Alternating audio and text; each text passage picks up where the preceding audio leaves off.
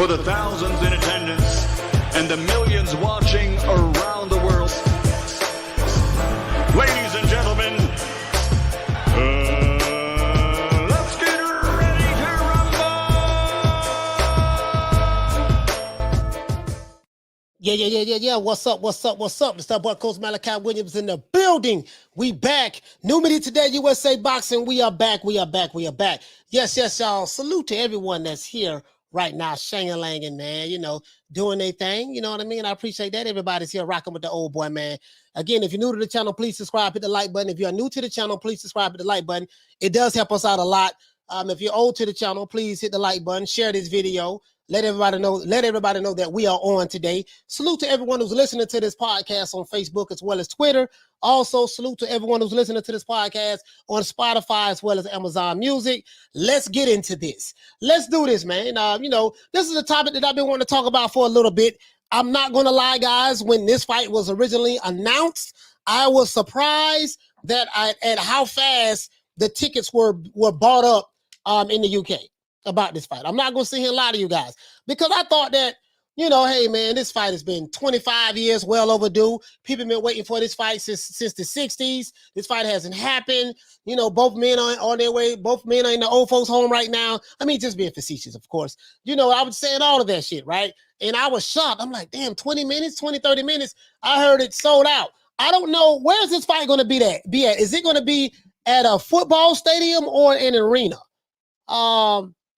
Is it going to be at a football stadium or an arena? Anybody from the UK, please let me know. Because I honestly don't know. Is it going to be in a football stadium or an arena? Deuce Trey in the building. What's going on? Go say good morning. Damn, Ghost, where you at? You saying good morning. Where you at, fam? Let's see. Halim said, Amir Khan decking Kell Brook 10 years ago. Okay. Where's it going to be at? Where's the fight going to be held at? Is it going to be held in an arena or a football stadium? Football meaning soccer stadium in the UK. I know you guys call that football. I'm just asking. An arena, okay. Charlo, you said in an arena, okay. Thanks. Shout out to Charlo, man. Shout out to my brother Charlo, man. As a matter of fact, let's give everybody a round of applause.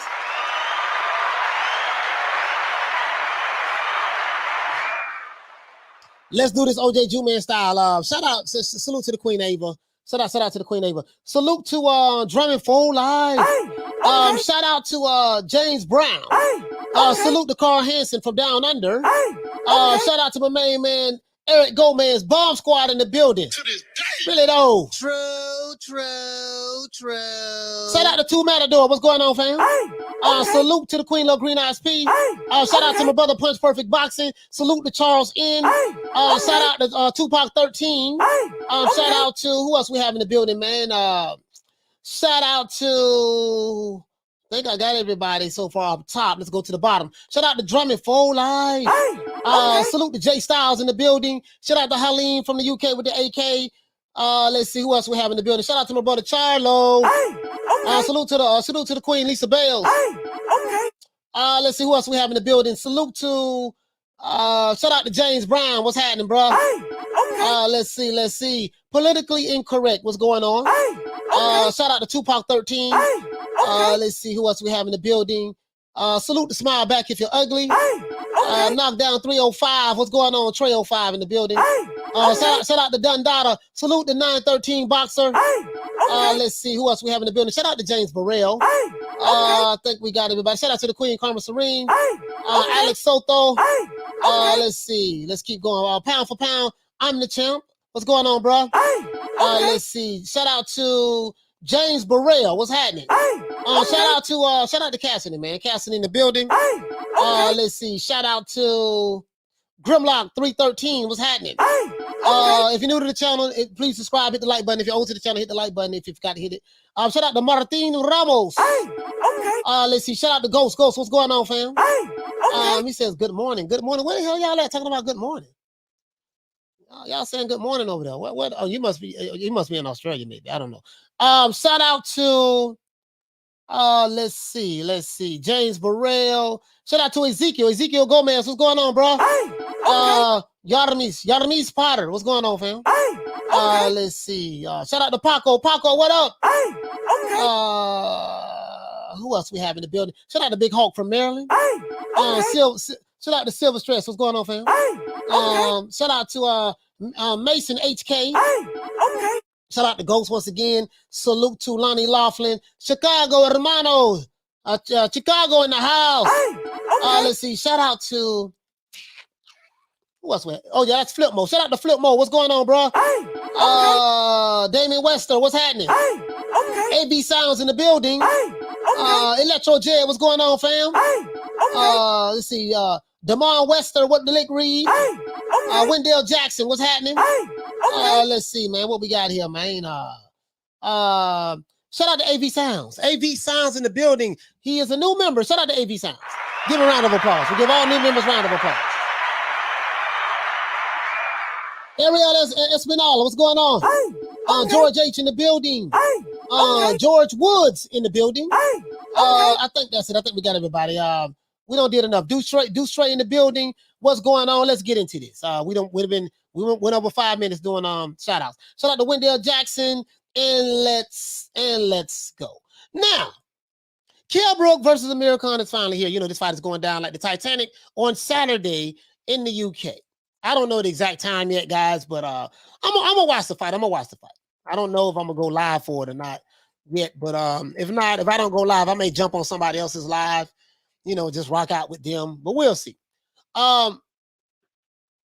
This fight, you know, will this fight live up to the hype? You know, because there was a lot of buzz about this fight a long time ago. This fight is way long overdue. I would have preferred to have this fight when both men were hot in their career. Truth be told, Amir Khan and Kell Brook should have fought prior to Amir Khan fighting Canelo Alvarez and prior to Kell Brook fighting Triple G. This fight should have happened then. You know, this fight should have happened then, but that's neither here nor there. We are here. Shout out to George Woods for dropping that quarter of a bam dub on your boy. Hey, Leroy! Super chat received. He said, "Is the fight on the zone?" Yes, the fight is on the zone. He said, and the winner is question, the ATL. Okay, the ATL is the winner. Okay. Yeah. You know what I mean? As I said before, man, Kell Brook versus Amir Khan. Apparently, it is the fight that the fans have been waiting to see and waiting for years to come now. The proof is in the pudding. As soon as the tickets went on sale, it sold out in 2 minutes. You know, being facetious, but that's how fast it sold out. So let's give them boys a round of applause. Let's give them a round of applause, right? I don't want to make it too long, but I just want to give them boys a round of applause. You know what I mean? And let's go. I'm not going to complain too much about it, but we got it right here now. So let's go from there, right? Now, some people are saying that this fight is well overdue, which it is, and it should have happened, and it should have been made years ago, which is facts, right? I don't think no one would argue that. Now, some people are saying that this fight has come at the right time. Some people feel like it came at the right time, right? Now, depending on which side of the fence that you are on, if you are Team Khan, you feel and you believe that Kell Brook is damaged goods and he doesn't stand a chance against Amir Khan.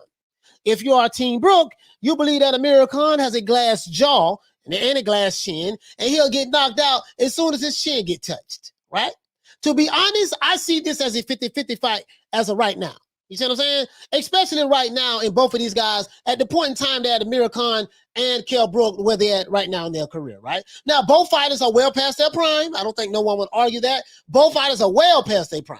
You see what I'm saying? And despite all of that, the fans have been going crazy about this fight. Now, never underestimate the power of the fans when it comes to paying to see big fights and what they perceive to be as good fights.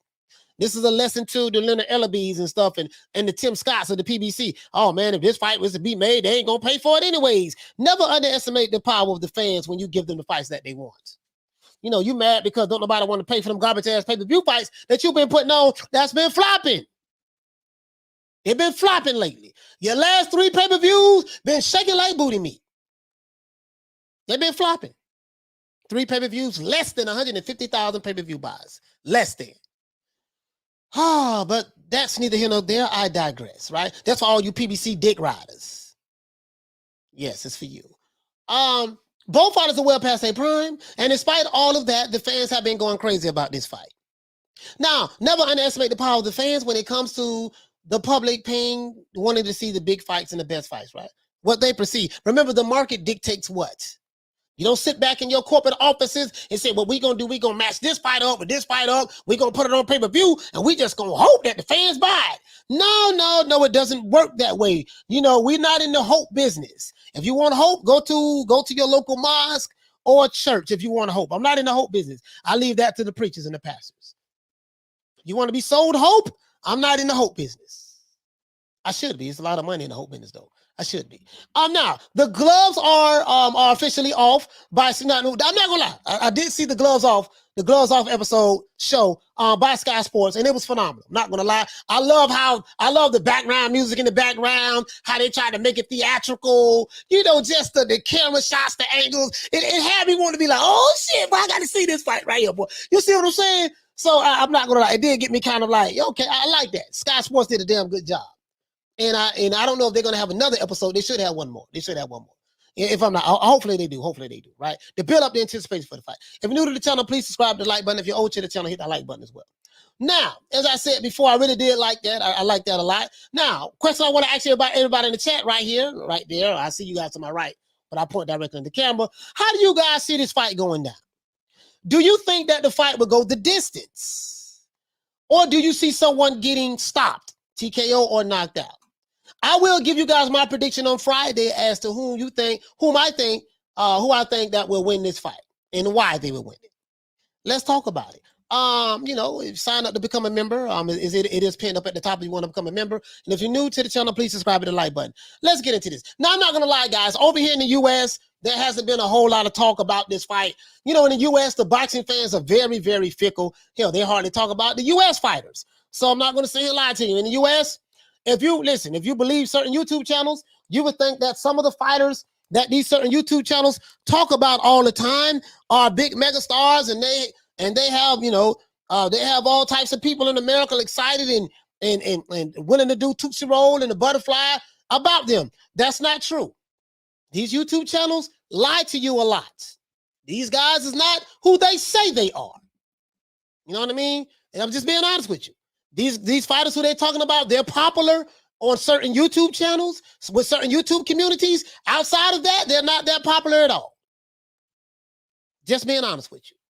Some of these fighters who they hype up can literally walk down the street in a city that is not theirs, and a motherfucker wouldn't know who they is. Literally. Just being honest with you. American boxing fans are very, very fickle. But the reason why the American boxing fans have become fickle is because of the promoters over here in America have been giving us dog food type fights. The promoters in America don't listen to the people. The promoters over here in America, they think because they multimillionaires, they rich, they have all this money. We've been doing this for 50 years, 60 years, 70 years, 80 years, that we can just give the fighters, give the fans whatever they want, what makes sense to us, and then it'll just sell. It doesn't work that way anymore. Fans are not stupid, right? You know what I mean? You're not going to piss on our leg and tell us it's raining outside. Let's go. Shout out to George Woods for dropping that quarter of a bam dub on your boy. Hey, Leroy. Super chat received. Playtime's over, boy. Let's see. George Woods say power goes last, Kell, and speed goes first. Amir, Kell the winner. Okay. All right. Well, I'm not gonna give you guys my prediction until Friday. I already know who I got gonna win this fight, but I'm not gonna give my prediction till Friday. I want to let it marinate a little bit, just in case I change my mind. But I want to let it marinate a little bit and see what's going on. True. Dude, straight, what you say, fam? He said they're paying those channels to push narratives and rip off dummies. Yeah, they're doing a good job ripping off the dummies, but the narrative's not working with the people. That shit sound good. It does. It sound cute. It does. And let them niggas tell it. That's our fighter boy. He's a star. He walked down the street. They fainting at him, and he's everybody got mansions and driving Lambos or suicide doors. And it's I think the people have woken up to that bullshit. I would like to think I played a big part in that myself. But that's neither here nor there. I give two fucks about that. But the promoters over here are very arrogant, cocky, whether it's PBC, whether it's Bob Arum, whether it's Lou DeBell, you know, all of them full of shit. I don't like none of them. I don't like the black one or the white one. Give two fucks about neither one of them. To be honest with you, I just don't. Just don't give a fuck about these promoters. I'm not with the new school shit. You new school niggas, y'all on that. Y'all, you new school, old crusted nigga YouTube channels, and you new school fanboys who just started watching boxing about 4 or 5 years ago. Yeah, I let y'all have that shit. You're not gonna get me to come on your side. Not gonna get me to come on the dick riding promoter side. You're not gonna get me to talk about how many Twitter followers and social media followers your fighter has. You're not gonna never get me to come on that side. That'll never happen. I'm too set in my ways. It's not going to happen. I will continue to be over here knocking y'all down like I normally do. It's very easy for me to knock you niggas down. Very easy for me to knock you down. Your narratives are very easy to blow up because you're not that smart and you're not that good at it. You're not that smart and you're not that good at it. So it's very easy, you know. So anyway, shout out to the Queen Lisa. Oh, they go to say, shout out to the Queen Lisa Bell. She said, Coach Malachi, they don't want to work together. So screw them. Exactly, sis. True. Yeah, they don't want to work together. So since they don't want to work together, fuck them. I heard Keith Thurman pay-per-view numbers wasn't looking too good. Kind of like what I predicted. I predicted they'd probably do no longer than 50,000 or maybe under 50,000. According to now, I don't know how true this is, guys. But I told you guys one thing that I do know is true. Anytime you have a company like Showtime puts on a pay-per-view event, and anytime you have a company like Fox who puts on a pay-per-view event, and they have a history of always releasing the pay-per-view numbers when they do good. And Fox, Showtime have always really. Floyd Mayweather did 1.2 million here. He did 500 billion over there. Canelo did. Canelo did $1 trillion over here. Manny Pacquiao, HBO always put the numbers out. Showtime, they always release the numbers. Always. When the numbers don't do good, all of a sudden, we don't have to release the numbers. We know what it is. Just know that it was successful. Bull to the shit. If it was successful, you will release the numbers like you have always released numbers in the past. Who in the hell do you think you're talking to? This for all you promotional company dick riders and network dick. And these is for, you got certain boxing communities, they like to D-ride Teofimo Lopez. We already know who he is. The boy out of New York that faked the car accident. Him and his other homeboy from South Central that moved to Memphis, Tennessee. Yes, nigga, I'm throwing shots, as I always do. This ain't no shade while throwing shade. And then we have the other niggas that use alphabets to show to describe their community. Not all of them, just some of them. I can't say all because some of them I'm really cool with. But the other ones, the main characters, you know what I'm talking about. Don't shade without throwing shade. But you dick roll one guy from Alabama. Now he's talking about return. He don't have enough. 2 beatdowns from the white boy, and that's over with. And I understand that. He made a lot of money, so I'm happy for that brother. Thank God for Shelly Finkel, who helped that brother make the money, and thank God for JD's. The 2 beautiful white men who really helped that brother make the money that he's making right now and really put him in his position. Yes. So now, some of you guys, you pulling for straws right now. You pulling for pubic hairs, trying to find which nut sacks to swing from. You got one more bullet left on that Rust Ass 38. The alcoholic is gonna get the alcoholic. His day is coming. I ain't gonna say no names. Y'all let you guys guess what I'm talking about. But as it relates to my man Keith Thurman from the Bay, from my city. I told you guys that shit wasn't gonna do nothing. Everybody knew that though. Keith, I want to ask you a question, sir. I'm coming to Clearwater and I want to see, can I meet up with Keith Thurman, and I'm gonna see, can I find you, sir? Come to your gym. I know exactly where your gym is at. I'm gonna see, can I get an interview with Keith Thurman? I don't know if it's going to happen. Maybe he won't. Maybe he will. Maybe he won't. Maybe he won't say, man, you from the Bay, I'm gonna give you an interview, baby boy. Maybe he'll say, man, if you ain't riding my pubic hairs, you can't give no interviews. Well, brother, you from the same city I'm from. We do no dick riding here. We don't do that. If I got a D-ride to get an interview, fuck you and the interview. Remember that.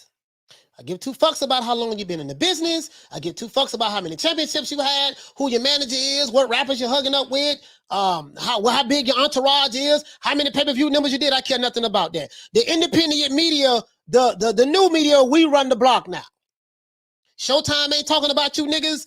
HBO ain't talking about you niggas. Fox ain't talking about you niggas. Social media is the new platforms now. Remember that. You fucks with me now or you fucks with me later. But eventually you're gonna have to fuck with me. I can promise you that. Let's go. Ghost says, leave me alone, coach. I love to drink.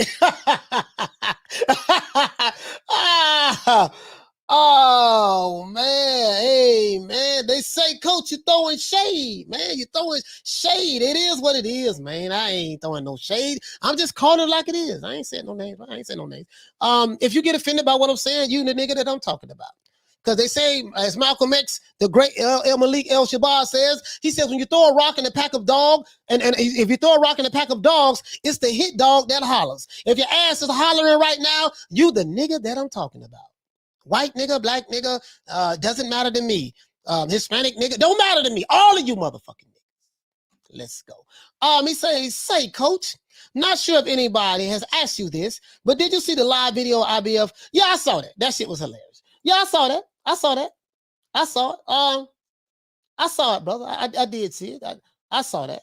You don't box, you ashamed of your race. You don't box, you ashamed of your race. You don't box, you're ashamed of your face. You don't box, you ashamed of your race. You don't box, I would beat the fuck at you. You don't box and you're ashamed of your race. You don't box and you're...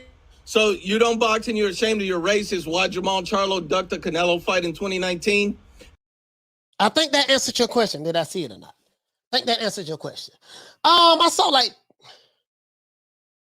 I missed the first maybe 15 minutes of it, something like that. And I saw from the 15 minutes. I haven't went back and seen it yet, but you know, it is what it is. Y'all know me. They say, well, I hate that nigga there, boy. I even have enemies of my enemies. Like, bro, like the shit don't got so crazy. This how crazy this shit don't got. The enemies of my enemies.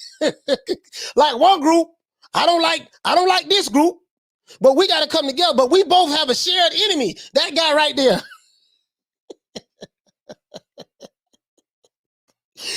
Oh, I'm so good at this shit. Let's continue, man. Anyway, let's talk, man. What y'all think, man? What y'all think about this weekend? Kell Brook, Kell Brook, Amir Khan. Over here in America, I'm not gonna lie to you guys. They're not really some of the. You know what? Let me take that back. Because I don't represent the whole country in boxing. I don't know what the American boxing public, how they feel about this fight. Because YouTube channels do not represent boxing fans. Let me repeat that. The YouTube channels that on YouTube do not represent, let me take that, all of the boxing fans. If you live within the microcosm of your group, your clique, your crew, your homies, your homegirls, your partners. If you live within the microcosm of that, that's how you view the world. That's how you see things. You will believe that your view, because you're surrounded by people in the small little crew who believe the same thing, you would think that represents everybody. And it doesn't. It doesn't. No, nigga, it represents you and those like-minded individuals who think like you. Those like-minded, low IQ niggas who think like you. That's what it represents. The YouTube channels, New Media Today USA, boxing included, does not represent all of the boxing fans. We don't. And for me to sit back and be so arrogant to think that, hey man, listen, again, as I said before, I respect the hustle. At the end of the day, this shit is about, at the end of the day, for a lot of these people, this shit is about clicks, algorithms, thumbnails, and on to the next subject. And I respect it. I'm not knocking it. You know what I mean? But I'm gonna always give it the way I'm supposed to give it. Don't matter to me, man. Again, I'm not with no clique, no crew, so you know me. Don says, what fight? Thurman versus Barrios. Well, my homies laughed when they heard about that fight because they thought it was free, but it was on pay-per-view. Yeah, yeah, man, hey, man. Woo, these dudes, boy, I tell you, he said, Kell Brook, too emotional. He might leave himself open going for that big shot. Okay, all right. I'm not gonna give any predictions. I'm just gonna listen to what the people say. True Gritter, you say that Kell Brook is too emotional. Okay, all right. Well, let's look at this. I'm glad you brought up emotions. When you brought up emotions, I thought about the emotions. You know what I mean? You know, the RB group. It's one of my favorite old school RB groups. The emotions. You know what I mean? Some of you young whippersnappers and jitterbugs, y'all don't know nothing about the emotions. That's for your time. Y'all don't know nothing about that. You don't know nothing about that. You know, these little jitterbugs. But this is what I'm talking about. The gloves off. The gloves are off. I like this shit. If you didn't see this is a good promo. This was very theatrical to me. Johnny Nelson. I'm gonna tell you what I liked. About this though. I'm gonna be honest with you guys. What I liked about it was Johnny Nelson, like he'll look and he'll ask a question. Hold on, let me see, can I get to it? Let's see, can I get to it? He'll get right here. Where Johnny Nelson at? Let's go right there. About right there. Like what I like this shit. Cool Boy Curry say both have glass chins. No, both of them don't have glass chins. Amir Khan definitely has a glass chin. Kell Brook, you know, his face gets broken up. And you know, of course, you say his last fight he got stopped. Well, he got stopped by Crawford. So he got stopped by Crawford. To be fair, everybody in the welterweight division has been stopped by Crawford. Everybody who he's fought, he stopped him. The little small skinny guy from Omaha, Nebraska. So, but you get what I'm saying. You get what I'm saying. And hell, this guy, his last fight was what? Was it Crawford? When was the last time Amir Khan had a fight? Was it Crawford? I mean, let me look and see. Let me just make sure. I don't want to be, I don't want to be wrong on this. I don't want to be wrong on this. As you guys know, I use DuckDuckGo. Amir Khan. When was the last time he had a fight? I like using DuckDuckGo because they don't track you. They don't. What the hell? This is an actor? No, man. Amir Khan, the boxer, man. What the hell, y'all? Y'all boxing. God damn. Y'all sitting here, man, pulling up this dude. Okay. I think, what was the last time he had a fight? Was it Crawford? Amir Khan, last fight was, I know y'all probably telling me in the chat. I'm not looking. He fought a dude named Billy Dib. Billy Dib?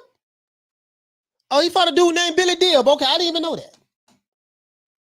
Never, I didn't even know that. What was Billy Dib a killer? I never heard of the guy. I'm not gonna lie to you guys. I never heard of Billy Dib. Some of you guys may feel like, he ain't no fan of boxing. He ain't never heard of Billy Dib. No, I ain't never heard of Billy Dib. Just let you know.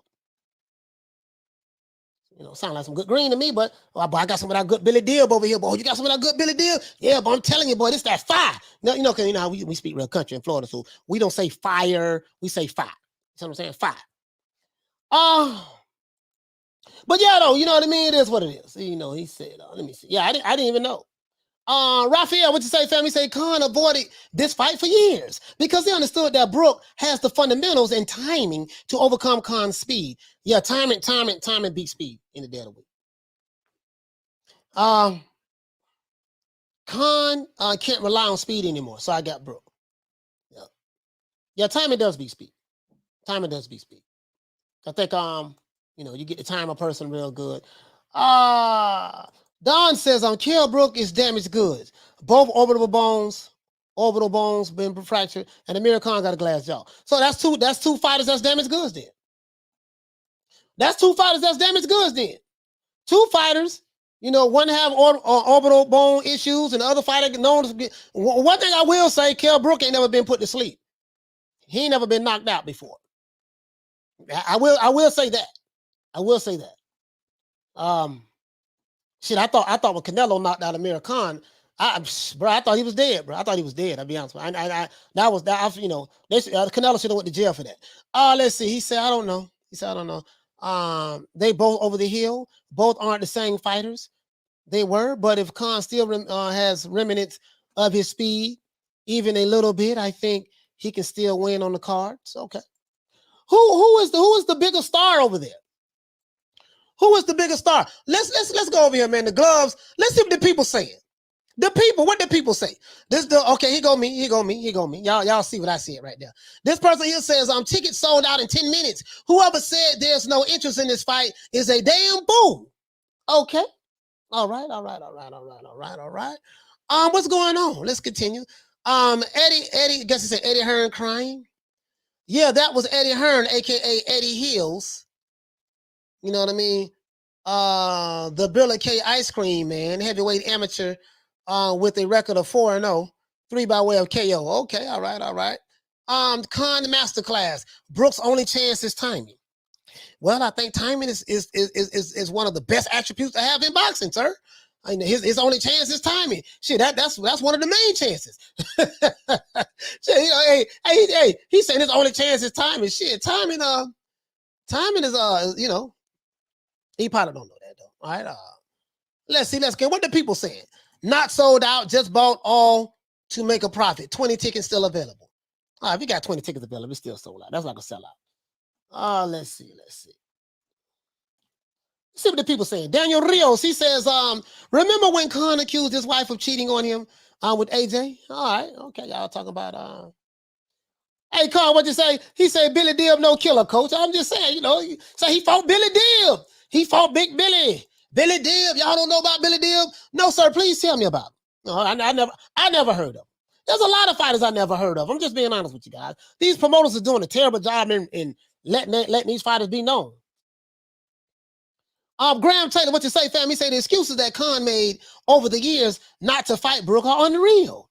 He even said that he wouldn't fight Brook because he never liked Eddie Hearn. Wow, I don't like you because I don't like your promoter.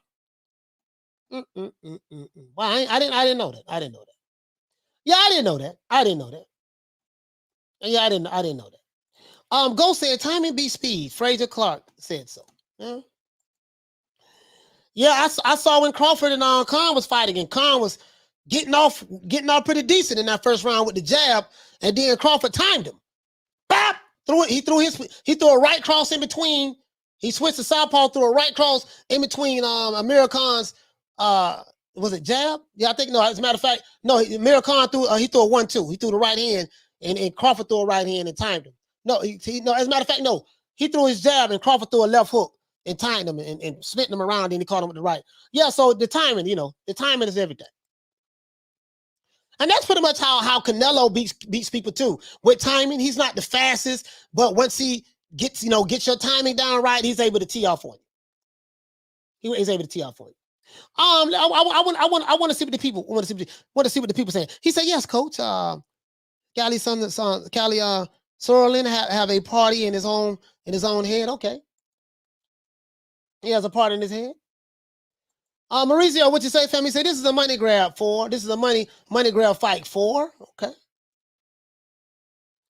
He said Billy Dibb from Australia, coach. I never heard of him. Didn't know who he was, bro. I'm not gonna lie to you. I'm not familiar with the Australian fight. I never heard of Cambosos until he fought Teofimo Lopez. I'm just being honest with you. You know what I mean? Yeah, if you're new to the channel, please subscribe to the like button. And if you're old to the channel, don't forget to hit that like button. We got over 100 people watching. We have less than 100 likes. Let's see. Graham Taylor, he say, Khan stole the strawberries. He won on I'm a Celebrity. Get me out of here. Okay, all right. So what is the animosity? What is the animosity like? Like, bro, I'm gonna tell you something. I really like this particular outside the box. He says outside the box media. He said I got Brook. Salute, coach. Okay, all right. Ain't not wrong with that. True. Alex Corona, salute to you, fam. Irish boxing, bro. What you say? What you say, bro? He said, salute, coach. It's been a minute. Yes, sir. It's been a minute. He said, hope you're all well. He said, both are on the back nine. But I think Khan wins the first half of the fight, and Kell clips him in the 8th or 9th, and game over, in my opinion. Okay. All right. Okay. All right. Hey, Khan. He says Khan ain't even funny. I don't know why he thinks he's amusing. Okay. All right. Let's see. I'm not gonna lie, man. Jay Styles, he said, Coach, we calling him old. But Khan is 35 and Brook is 35. But is Crawford considered old? Yeah, at 34, yes. Crawford is considered old as well. Crawford is an old man now. He's old. You know, in boxing, they say that is old. Once you hit once you get in the mid-30s, that's considered old in boxing. Terrence Crawford is old as well. Now, does it mean that he fights old? You know, it depends on how well you take good care of your body and have you sustained a lot of damage throughout your boxing career. Though these are the three things. This is why people like Bernard Hopkins, maybe a Manny Pacquiao, maybe even a Floyd Mayweather. Some fighters have been able to fight and still perform at a high level once they reach a certain age. once they get on the north side of 35, minus PED usage or whatever, minus that, all things being fair, you have those people. It depends on how you live your lifestyle outside of the ring. Some fighters, when they're in between fights, they let their weight blow up. They like to drink.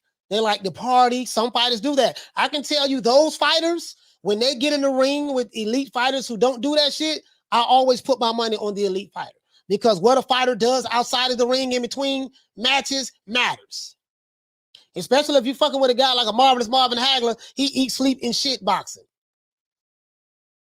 And he's fighting 3-4 times a year and stuff like that. Got a belt, and he want all the smoke with any number one contender. Oh, you're number one contender? You're number one contender? Oh, you're younger than me. They say you're the next guy. Okay, I want to fight him, beat his ass. I want to fight him. I want to fight. Yeah, and as a matter of fact, not only am I going to fight you, we're going to make sure this shit don't go to distance. I'm going to make sure the judges don't rob me.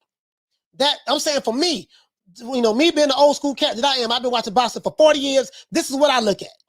What is his lifestyle like outside of the sport? Oh, yeah. Yeah, I got my money on the other guy. I don't give a damn what a YouTube channel say. Those are the intangibles that I look at. Have you taken a lot of punishment throughout your career?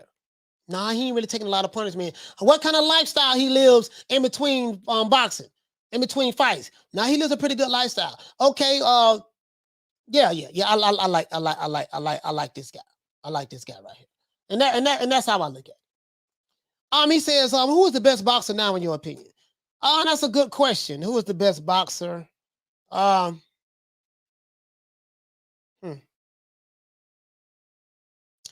my opinion, I don't know, man. Damn, that's a good question. I haven't thought about that. I can tell you who my favorite fight. My favorite fight is Terrence Crawford. But who is the best fight boxer?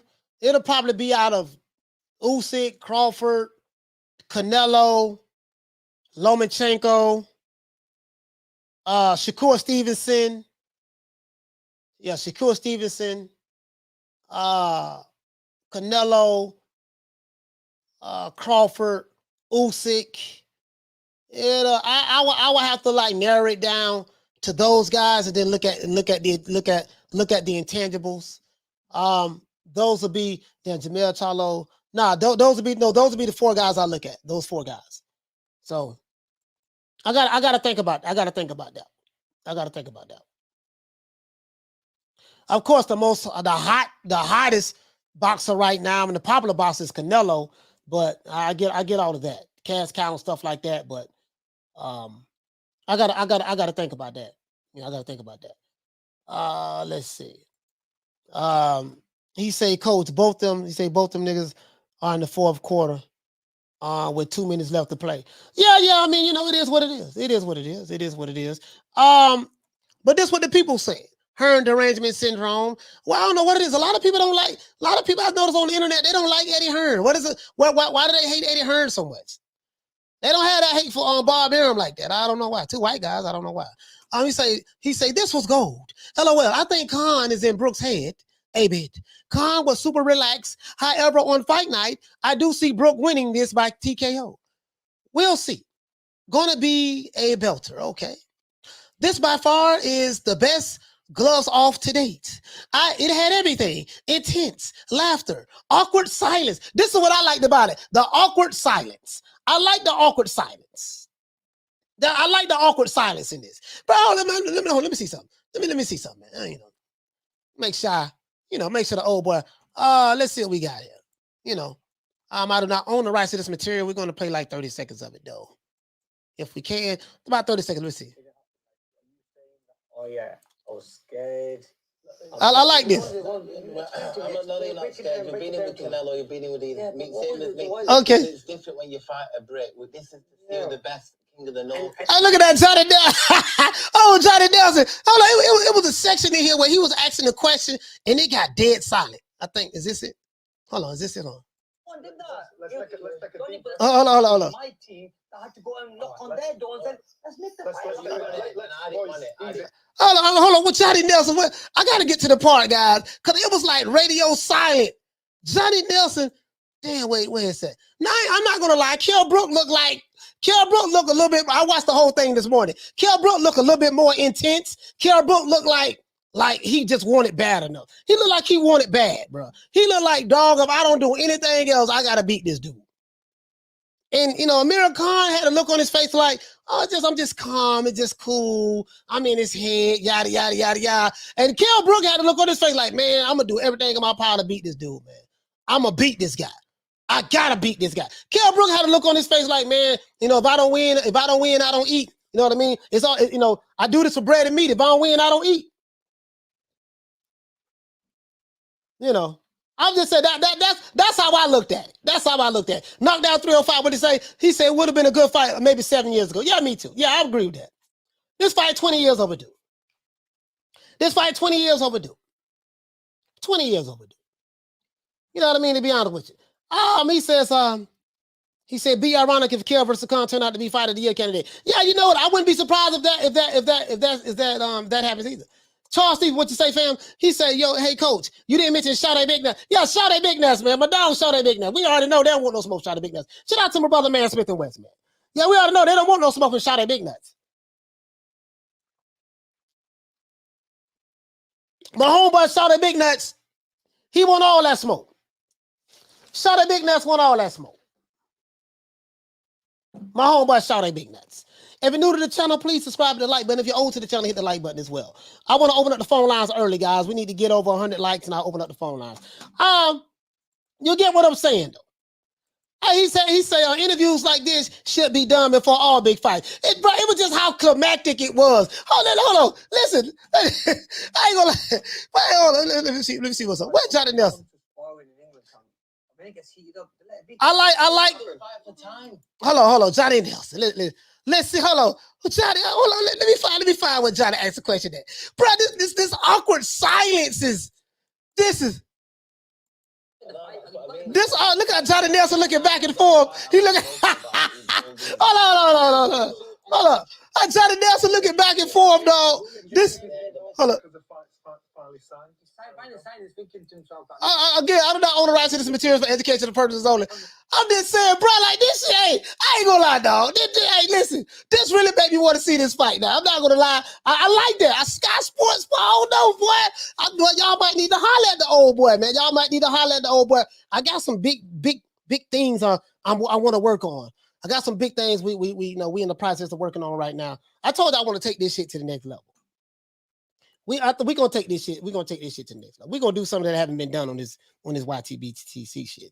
He said this fight would go 5 rounds. Khan's chin would give in. Okay. All right. Carl Hicks, what you say, fam? He said, Coach, didn't Amir Khan stop fighting when Jesus played quarterback for Jerusalem? I'm sure he did. Okay. All right. Smith and West, what you say, fam? We do need more gloves off type ish for fights for our fights over here. Yeah, over here in America, it's like they kind of gave up on it's like promoters forgot how to promote. Promoters and matches. Listen, over here in America, it's like promoters forgot how to promote and matchmakers forgot how to matchmake. You got a bunch of old dudes who've been doing it a long time for years, and they just know every goddamn thing. They so smart, they stupid. They know so much that they don't know a damn thing. Because if they knew something, they would know that, hey, not to put this fight a pay-per-view fight, because this shit gonna flippity, flop. But maybe they don't give a fuck. Maybe they don't care. You see what I'm saying? Maybe they don't care. You know what I mean? So, it is what it is. Yeah, but hold on. Let's go back over here, man. This shit right here, he said, I'm rocking with Kell. He said, I'm rocking with Kell. Khan has a suspect chin. VA money say boxing is pure trash. Oh, wow. I mean, I don't agree with that. I think the people who bought this fight don't feel like it's pure trash. It's subjective to you, though, my brother. That's your opinion. You mentioned him as a fan. That's what. Hold on. Here you go. He's watching every night. Here you go. When you saw him in the jungle, what do you think? Oh, hold on. I think it's your favorite show. It's a fan favorite show. Hey, hold on. I gotta. It's my favorite show. I love it. You like it. You mentioned him as a fan. That's what you said. You said. Yeah. All right. Let me see what's up. Well, I'm trying to find the awkward. Where's the awkward silence at? Like, where is the awkward silence at? Hold on, let me see. First bell. Here you go. First bell. How do you see it going? Electric atmosphere. You talk about. Hold on. This shit was good now. I'm not gonna lie. I was very, very much First bell. Come. First bell. How do you see it going? Electric atmosphere. You're talking about fighting in a car park. That means. Hey, bro, like this shit. Hey, man, like this shit had me like, okay. I was like, damn, he say, what you say, Smith the West? What you say, my brother? He say, or they are to your point. That damn stupid. Okay. Yeah. These promoters over here, these promoters and matchmakers, man. Like, bro, the shit they do. Carl Hansen say, Coach, you're killing me. Yeah, I'm saying though, like, this shit got me excited. You know, I like the drama. Okay, you know me. I like bad blood. I like two fighters who hate each other. Your baby mama don't like his baby mama. Your uncle don't like his uncle. Your uncle Pookie don't like her uncle Ray. I like all that shit. The shit talking, the beef. I like all that. It makes the fight that much more interesting. I like all that. I ain't with all that kumbaya shit. You know, I ain't with all that kumbaya shit. Shout out to Arnold. Hey, okay. Let's see. What is that? For dropping them 14, bam. Dollars, I guess. Czar, I don't know what that is. Super chat on your boy. Shout out to you, my brother. Hey, Leroy. Super chat received. Playtime's over, boy. He said this fight is going to be a weak chin festival. Well, you know, to be honest, Amir Khan, the one got the glass jaw, and Kell Brook is the one got the broke up orbital bone fractures on his face. So, you know, it's the broke up orbital versus the glass jaw. So we'll see. Let's go. Need to be high glands. I picture it just looking across it. Man, this shit was good. It's going to be me and the referee. And my eyes are just going to be pinned on him. Yeah. Walk out to the middle Hey, I do not own the rights to this materials for educational purposes only, guys. What's the game plan? Is it out the window? Is it? It could be out the window. Which one do you prefer? Just because of. Oh, hey, but this shit, boy, goddamn, what? These two motherfuckers don't like each other for real. Hold on, let me see what's up. Hold on, where's the awkward side? So I know I'm skipping a lot of it. Damn, boy, I should have time-stepped this shit, man. It might not be the best at taking the best. Oh, let me see what's up. Man, oh man, that's what I had this time-step. Like yourself, we're all sin. Obviously, the ice hockey are not going to help. Are they? What? Yeah. They're not going to help. I'm like Terminator now. Okay, so you what? Steel, Sheffield Steel.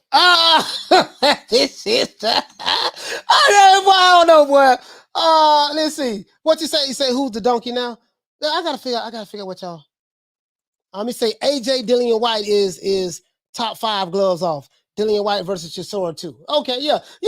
Listen, Sky Sports need to be the ones that handle all this shit from here on out. Listen, we can get my homeboy shout at Big Nuts, you know, because we know that and Mayweather Promotions is in strong negotiations with my homeboy shout at Big Nuts. You know, that's gonna be Tank's next fight, and my homeboy signed with the PBC, so that's an in-house fight, and they're in strong negotiations right now. We know we need to do something like this. So shout at Big Nuts. You're fighting the ever so dangerous, the knockout artist Tank Davis. You know, no one really knows about you. You know, Tank has lightning in both hands. He has excellent footwork, hand-eye coordination, speed. You know, he's built like a tank. He hits like a Mack truck. How do you see this fight going down? You know what I mean? You know, shout at Big Nuts sitting there looking at Tank looking at shout at Big Nuts, and shout at Big Nuts is telling Tank, he said, you know what, I know your name Tank. You know what I mean? But you're going to know why they call me Shout at Big Nuts. You see what I'm saying? You're going to understand. You know, I'm not the mother bombs you've been knocking out. Catching with uppercuts and dropping them with body blows and stuff like that. I know y'all think I'm a cherry pick. You picked the wrong cherry today, though. You picked the wrong cherry. You see what I'm saying? Have my dog Shout at Big Nuts and Tank in an intense stare down. I got my mind on Shout at Big Nuts. I've been knowing him for a long time. I've been knowing him for a minute, about 27, 28 years. Ramos, he said the awkward silence is when he told Khan, you know it's about to be knocked out. Yeah, but I don't know what second that is, though. I don't know what second month that is. Hold on, let me see. I think it's at the end too, though. Let me see what they're talking about. Yeah, let's see what's up. There you go. Tell him how the fight goes. I'm gonna meet in that boxing ring there. Obviously, we're gonna do that, yeah. And it's gonna go 2 ways. It's gonna go on his face or on his back. Oh man! It could go in the Hey, face. Hey, man. Hey. One thing for sure. I don't know, man. Hey, that's it. I don't know, hey, man. I'm just saying, though. He said best gloves off episodes would be Lil Charlo versus Tony Harris. Oh, bro, listen, Smith and West. Boy, listen, Tony Harris had Jamel Charlo about to cry. He say, look, man, you doing all that goddamn talking and rah. Boy, shut up. He told boy, bro, that shit was hilarious. I'm talking about when they built up to the second fight. Man, Tony Harris clearly got up under Jamel Charlo's skin. Boy, that shit right there, bro. Bro, man, that shit, boy, listen, boy, I fell in love, hey, Smith and West, I fell in love with Tony Harris and did. I said, boy, this nigga talk big shit, boy. Oh, you know I love shit talk. Boy, that goddamn Tony Harris, boy. Tony Harris, boy, was the, boy, that's my nigga for life, there. I fuss with Tony Harris, bro. Bro, I'm telling you, bro, Tony Harris, oh, he talks so much shit, boy. Boy, hey, hold on, we need to find it. Let's find it. Hold on. Let's find it. Let's find it. Hold on. Hold on. I want to see what's up. Half broken. I want to see what we gotta find it. Do you see distance in this? I don't, honestly, I don't. Boys, this has been interesting. I never thought this would ever happen. What is it right here, boy? Hold on. Let's see. Why not? No handshake. It's a business. I'll shake hands with you after the fight. Yeah. So, you know what? I offered it. No, because you know what's going to happen. We've got enough to. You know what he needs for that. You know when what do I need? man's hand like Hey, you get there, you get hey, look at Johnny Nelson. Look at Johnny Nelson. It's so sad that someone tried to shake. What am I shaking your hand for? What? I want to beat you up. Hey, you know what? Do it. It's the camera angle. It's the camera angle, dog. Look how they got the camera angle position. Damn, that's it. That's it. The awkward pause. That's it right there. Damn, that's it. Boy, that shit right there. That's it. That's it right there. That's it right there, boy. Oh, boy, that was it right there. I don't know, boy. Kell Brook, boy. Kell Brook. I don't know, boy. I don't know. Boy, Kell Brook, look, boy, he mad, boy. Boy. I'm going to shake hands. You're not giving no respect to my career. Why do you want to shake me hand now? But he taking this shit personal. Oh, you mad. You taking it personal. Wow. Woo, boy, this shit right here. I don't know what. Hey, boy, I'm about to throw a fight party for this one, boy. I'm about to throw a fight party for this one. But this is what I'm talking about. Oh, hold on. Sorry about that. I got a little excited. I got a little off the chain right there. Sorry about that. I got a little off the chain, guys. You know, oh, yeah, we got over 100 likes. If you're new to the channel, please subscribe to the like button. Let's open up the phone line. Let's do it early today. Let's open up the phone line. 530-494-9636. If you're from the UK, call in through WhatsApp. If you're from the UK, you can call in through WhatsApp. I'm just saying, though, bro. Like this right here, it got the old boy feeling some type of way. Smith and West, what you say, fam? He said they got to go do a gloves off with Dillian White and Tyson Fury, too. Nah, Dillian White don't even want to be fucked up with that boy one day. He like, man, fuck Dillian, fuck Tyson Fury. I'm going to sign this contract. I ain't going to help him promote shit. Fuck him. You know what I mean? He said, I know that shit would be the GOAT worthy. Yeah. Hey, Alex, what you say, fam? He say, Khan looks sad, like he about to cry. You know, I don't know, man. You know, I kind of got that a little bit too. You know, Khan, listen, Khan look like it's just business as usual. It's not a big deal. I'm having another fight. And Kell Brook looking like, man, you took my girl, and you took my girl from me in middle school. You stole my big wheel at the park. You know, I'm always been coming in second place to you. Man, I gotta beat you. Like, you know what I mean? Like, well, I don't know what Kell Brook look like, boy. This shit personal. I'm mad. I'm angry. You see what I'm saying? He says, ADD says, this fight has always meant more to Brook. He's bitter.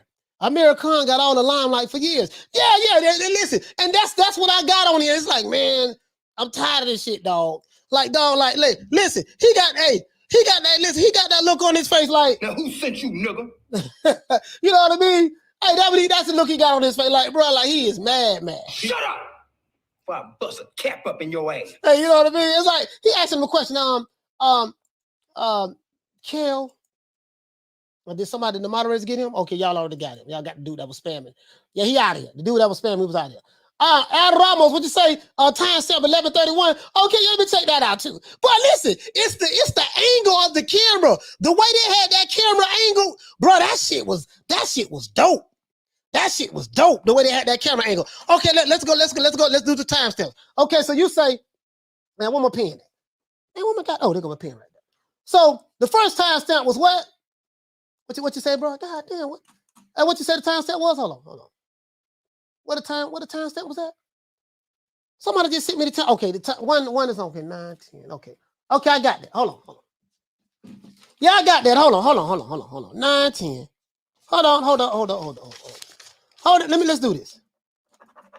Okay. 9, 10. And that was another one somebody sent me. Now we got the one at the end at 11:31. Okay. We got another one. Yeah, see, it was the shout out to the sitting there running my mouth. Shout out to the queen, Arlette. Arlette, I didn't see you, sis. Shout out to Arlette. Salute to the queen, Lisa Bells. Any other the ladies that I might have missed. But you get what I'm saying though. You get like Kell Brook. Kell Brook look like, man, dog. You dog. I'm tired, dog. I'm tired. Like I'm tired, dog. You took my girl. You got my baby mama pregnant, and you sent her back home to me, and I'm just, dog. I'm tired, dog. Like, of course I'm being facetious, but I'm just the look on his face, bro. Hold on. I still get no respect. Do you want him to acknowledge your achievements? No. Is that what you want? Yeah, I just want that acknowledgement, that respect. I respect that. He say what to respect. You want to work hard. He went to America. Yeah. Fought there. Yeah.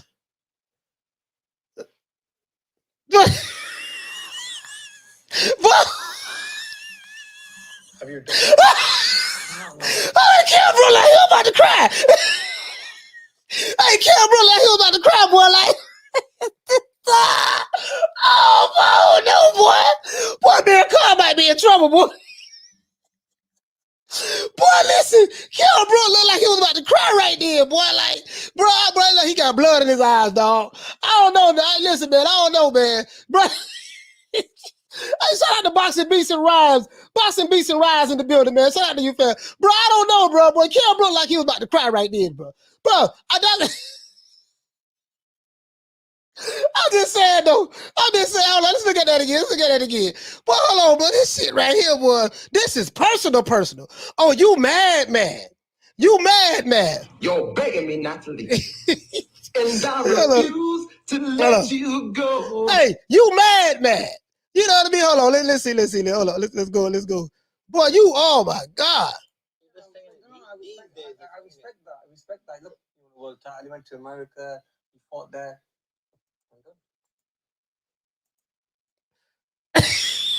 He had lost some words. Boy, I don't know, boy. I had reasons if I didn't have to. Oh no. Because I'm scared or I'm scared. I don't know, boy. This shit, boy.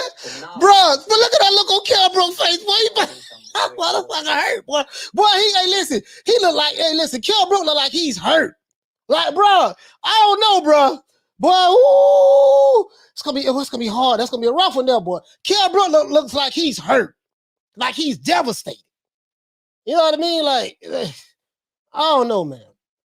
Hey, Dragon Legs, I'm picking Amir Khan. Hey, Diddy, what you say? He said, Coach, it did kind of look that as Brook often got overlooked in the amateurs, and Khan got selected all the time. Yeah, you know that's part of the politics of UK boxing. You know, they like the Amir Khan more than they like Kell Brook. You know what I mean? So that's probably what it is. That's probably what it is, UK boxing. You know what I mean? That's UK boxing. The politics of UK boxing. Bro, listen, man. Hey, this shit was good. This shit. Hold on. Let's go to the next one though. But this shit. See, bro, look at the camera angle. See, y'all. I don't think y'all looking at the camera angle. So I noticed all that shit. The camera angle, the intense look by Johnny Nelson. Look how they have the angle. Look how they have the camera angled. The different shots. That's what make it look so theatrical, you know, so to speak. So dramatized, you know. What he's got to offer. Because you get to see everybody's facial expression. So I come that down to like, if your level's above and you want to challenge yourself, then something's rubbish. That level's below you. I'm still taking the fight. Yeah, why do I have to? Why was it being a big thing in this fight to come down to these ways? You know, so why don't we? Bro, this shit, right? Hold on. Let's go to the other. Someone said 11:31. Let's go to 11:31 right quick. 11:31. Yeah, man. I don't know, boy. This shit right here, but I gotta go live on this one, boy. Hold on. Look at me and understand. I'm gonna be over with you when you're out cold. You're getting knocked out. You know what it's like to be knocked spark out, don't you? It's happening again.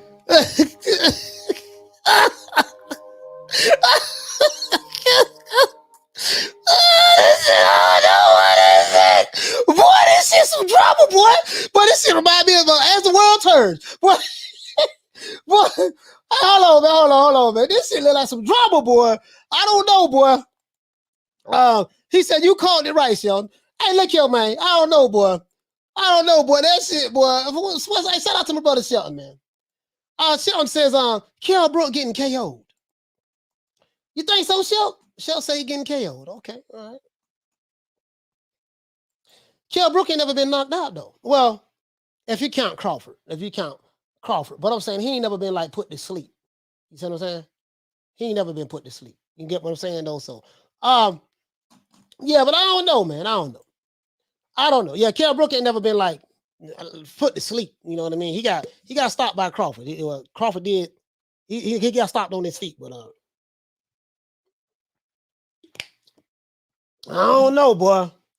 Bro, I don't know. Al Ramos, what you say? He said, Coach, you got me crying with the commentary. Bro, I don't know, bro. This shit got me, you know, because I was like, man, I don't think nobody really, ain't nobody really think about this fight like that. But this, the gloves are off. This shit right here just got me hyped right now, boy. We gonna find out who gonna whoop who. As a matter of fact, what time this fight start? What time this fight start, guys? What time? Let me see. I got my DAZN app right here. You know, now I'm not gonna lie, guys. There's not a lot of people talking about this fight on YouTube in America. Of course, the American YouTube channels, they're not really talking about it. You know, you know who they are. They're gonna keep talking about. They're gonna talk about Spence Wilder, who's pretty much retired. And then we hate Canelo. They're gonna talk about that. That's about it. Tank every now and then, but that's about it. Let's see. Hold on. DAZN. Where's DAZN at? But listen, man. Globally, good thing. Boxing is a global sport. Hold on. I have the app right. I have the DAZN app right here. I have the DAZN app right here. He said, "How the fuck I missed that?" Hey, that's a matter of fact. Let me drop that. Bro, this shit was fire. This shit was not fire. This shit was fire. They dropped this shit yesterday, and it got 9,000. Check this out, guys. They dropped this shit yesterday. It got almost 10,000 likes, and it has almost 400,000 views. They dropped this yesterday. Damn. This shit here, boy. You know what I mean? It take a whole, but you get what I'm saying, though? Like, bro, Kell Brook got a look on his face like, man, bro, I don't know, man. I don't know. And then Amir Khan looked like he kind of scared a little bit, and especially when he said something about getting knocked out again, it's like he had a flashback of getting knocked out. So I don't know, bro. He says the fight is going to be on ESPN Plus starting at 2 p.m. Eastern. Okay, cool. 2 p.m. Eastern. All right, well, shit, we might go. Yeah, I can just probably go live like I normally go at 3 o'clock. We'll probably have to go a little early. He say 2 o'clock. So shit, hell to the yeah. Hell to the yeah. I got the DAZN app anyway, so either way it goes. But if it's gonna be on Sky, you see what I'm saying? Yeah, it's gonna be on Sky, so it is what it is. Shit. But you feel me though? You feel me? He said this fight is gonna be on ESPN. Okay, cool. Dude straight, he said, Coach, they're giving more promotions than his hardcore fans. Well, hey man, shout out to my brother Sheldon, man. Shout out to my brother Sheldon. That's wrong, isn't it? That's wrong. He did nothing to you. Yeah, man. I'm just saying, man. Shout out to the Queen, all that. Shout out to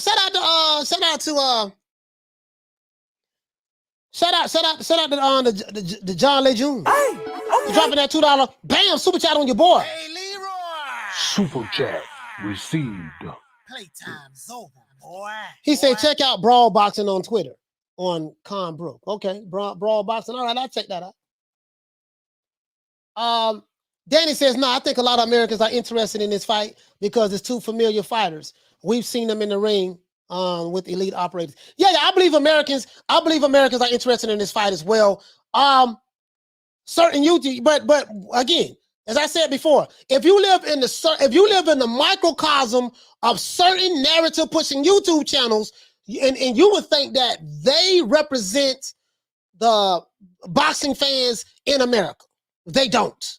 America is a huge country with 330-something million people. A lot of these people, they don't even leave their neighborhoods, let alone the cities that they live in. You see what I'm saying? So they don't represent boxing fans. They represent their subscribers and their opinions of how they feel about certain Johnsons that they like to ride at that time.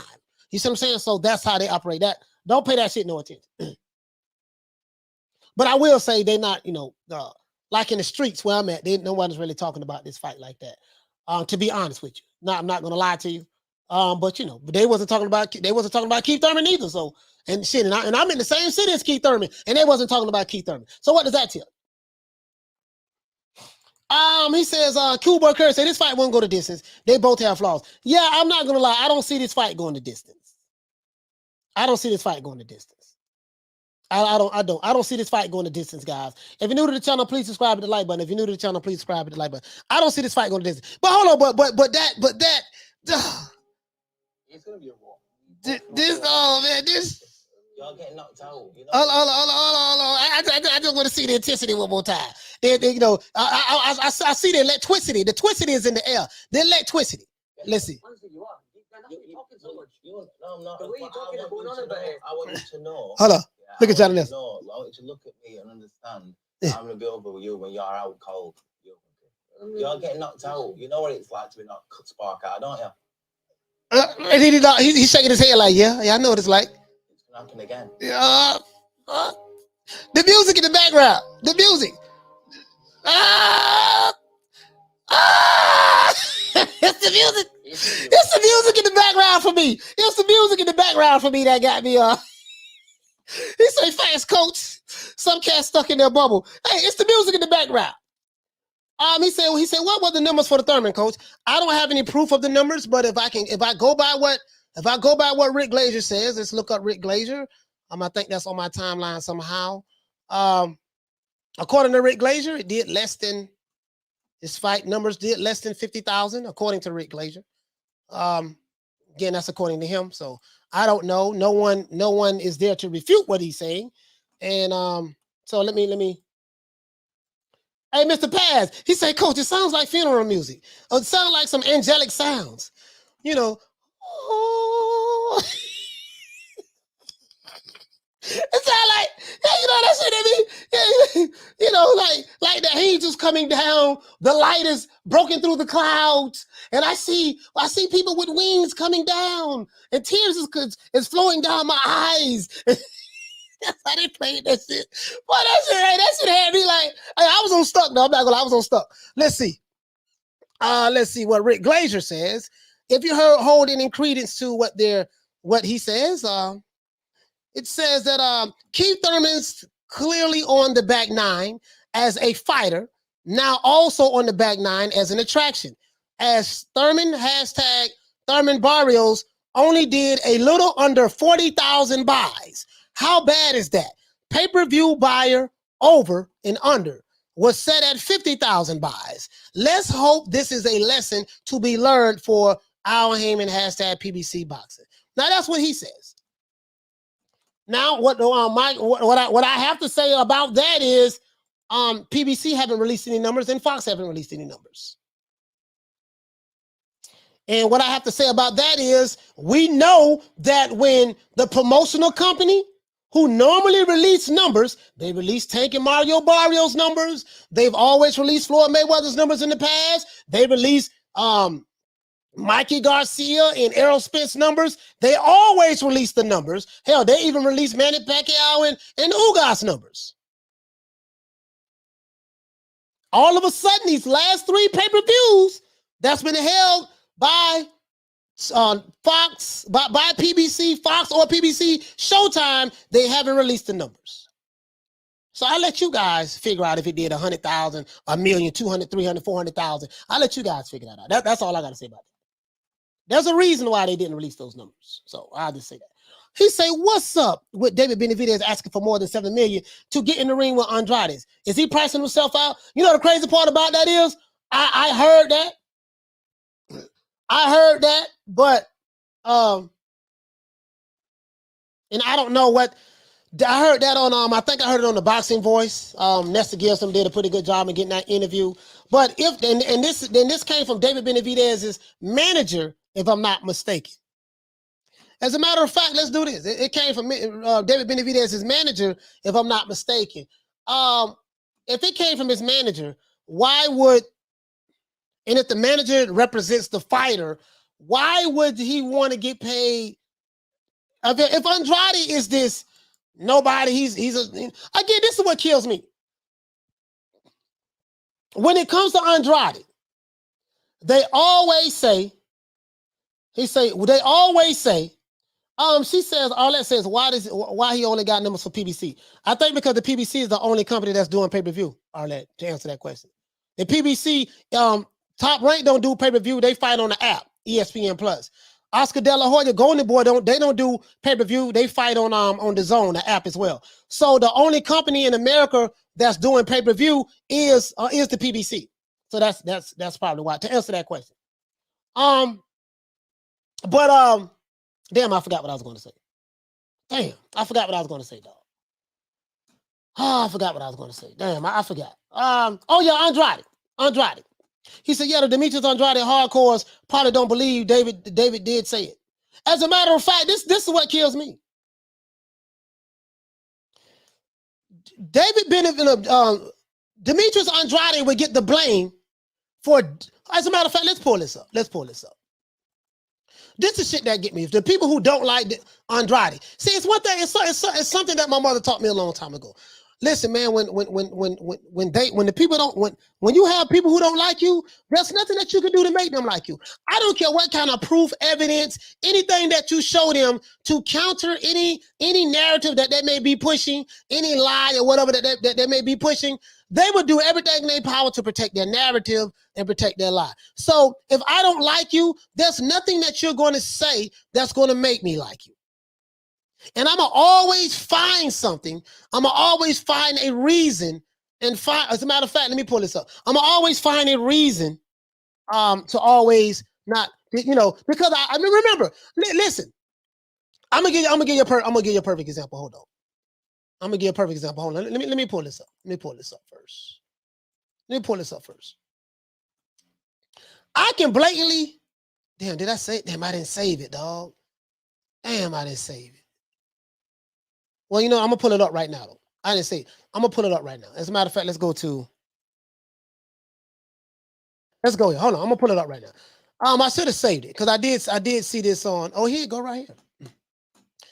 Shout out to Nestor Gibbs. They put this on their Instagram. So I'm gonna let you guys see this. Let's see. Damien, he said, I'm gonna keep it real. I'm not a big fan of Andrade. I'm not a big Andrade fan, but I'm not gonna push a fake narrative against Andrade. It looks like Benavidez is pricing himself out. But there's a whole bunch of people been ducking Andrade. Let's call it a spade a spade. In the middleweight division, you have guys who didn't want to fight him. I give two fucks about how you feel about him, but let's call it the way it is. It's dudes in the middleweight division. Jamal Charlo don't want to fight him. I don't like what he did to my brother in 1972. That guy. Triple G won't even mention his name. He's been trying to, him and Triple G fight for the same DAZN. He don't want to fight him. That guy. Jaime Muguia has been #1 for the WBO since 1983. Oscar De La Hoya is not pushing to make that fight at all.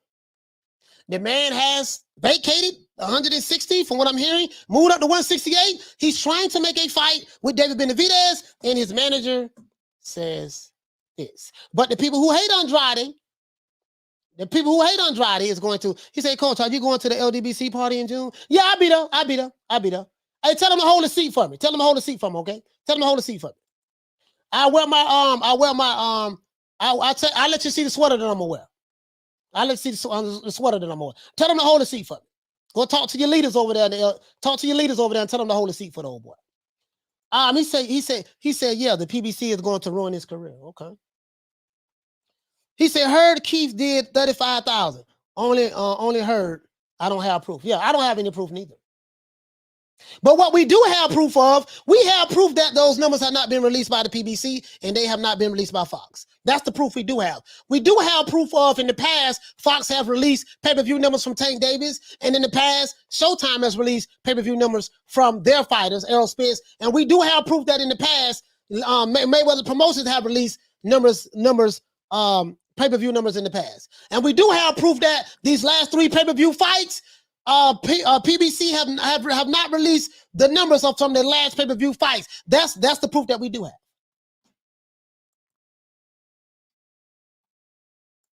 He say, talk to the leaders. Oh, yeah, y'all talk to the leaders. Tell them to hold a seat for me. I'll be there. Tell them that, okay? This is what David Benavidez's manager has said. Let's go. Be superior, much more than to fight Canelo. It has to be more than fighting Canelo. That's correct. Okay, so there was a rumored offer from Eddie Hearn to Jamal Charlo to face Andrade once upon a time for an unified fight at $7 million. I do not own the rights to this materials for educational purposes only. This is the video that Nestor Gibbs and the Boxing Voice uploaded to their Instagram account for the public to see. Just want to let you know that. Does that sound right to you? You need to be much more than that. More than $7 million to fight Andrade. Yes, because it's not an easy fight. He's a great fighter.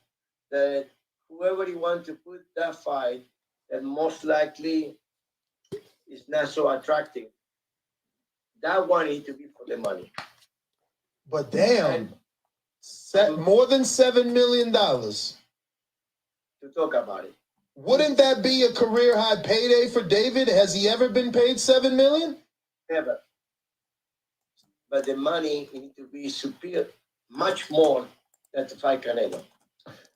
So this guy said that David Benavidez's manager, this is for all you Demetrius Andrade haters. David Benavidez's manager said on the Boxing Voice that David Benavidez would need to get paid more money to fight Demetrius Andrade than they were initially asking for to fight Canelo. So they want to get paid $7 million to fight Canelo, right? David Benavidez's manager said, in order to fight Demetrius Andrade, we want to get paid more than the $7 million that we will be willing to accept to fight Canelo. So, and Nestor Gibbs asked him why. He said, because this is a very dangerous fight. But I know you Demetrius Andrade haters are going to say Andrade is a duck. He's ducking David Benavidez like he's ducked Canelo, like he's ducked Jamal Charlo. I get it, dog. You don't like the guy. But the lies you dudes be making up on YouTube is pathetic. It's pathetic. If you didn't have a double standard, you would not have a standard at all. Some of you same Demetrius Andrade haters will listen to this receipt, watch this receipt, dissect it, and still come away with the conclusion, oh man, well, Andrade got a terrible style, and David Benavidez don't need to be fighting him anyways, and yeah, you know, Charlo did right by not fighting him. He got a horrible style, and you know, this and that, while just ignoring the obvious that these niggas ducking. Jamal Charlo ducking Andrade. If David Benavidez don't come out and clear this shit up from his manager, this is a complete dump. How in the hell you want to get paid more money to fight Andrade on one breath when y'all say that Andrade is a lesser caliber opponent than Canelo Alvarez, but you're willing to get paid less money to fight Canelo, and in many people's eyes, Canelo is the most dangerous opponent. Make that make sense to me. True. Make that make sense to me. You see what it is. See what it is, baby boy. See what had happened was. Make that make sense to me, man. Make it make sense to me. The fuck? That's all I'm saying. You know, I got a GED. I'm not the smartest guy in the world.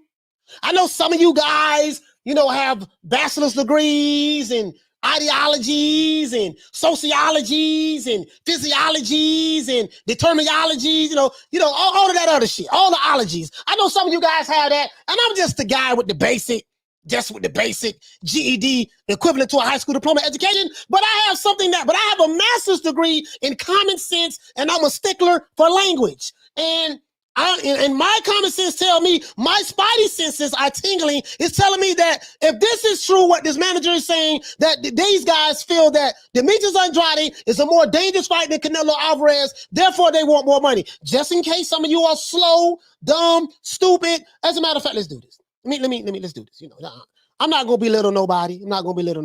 This is for you. I hate everything Demetrius Andrade fans. He ain't fought nobody. Well, the nigga trying to fight some goddamn body, he can't get credit for that.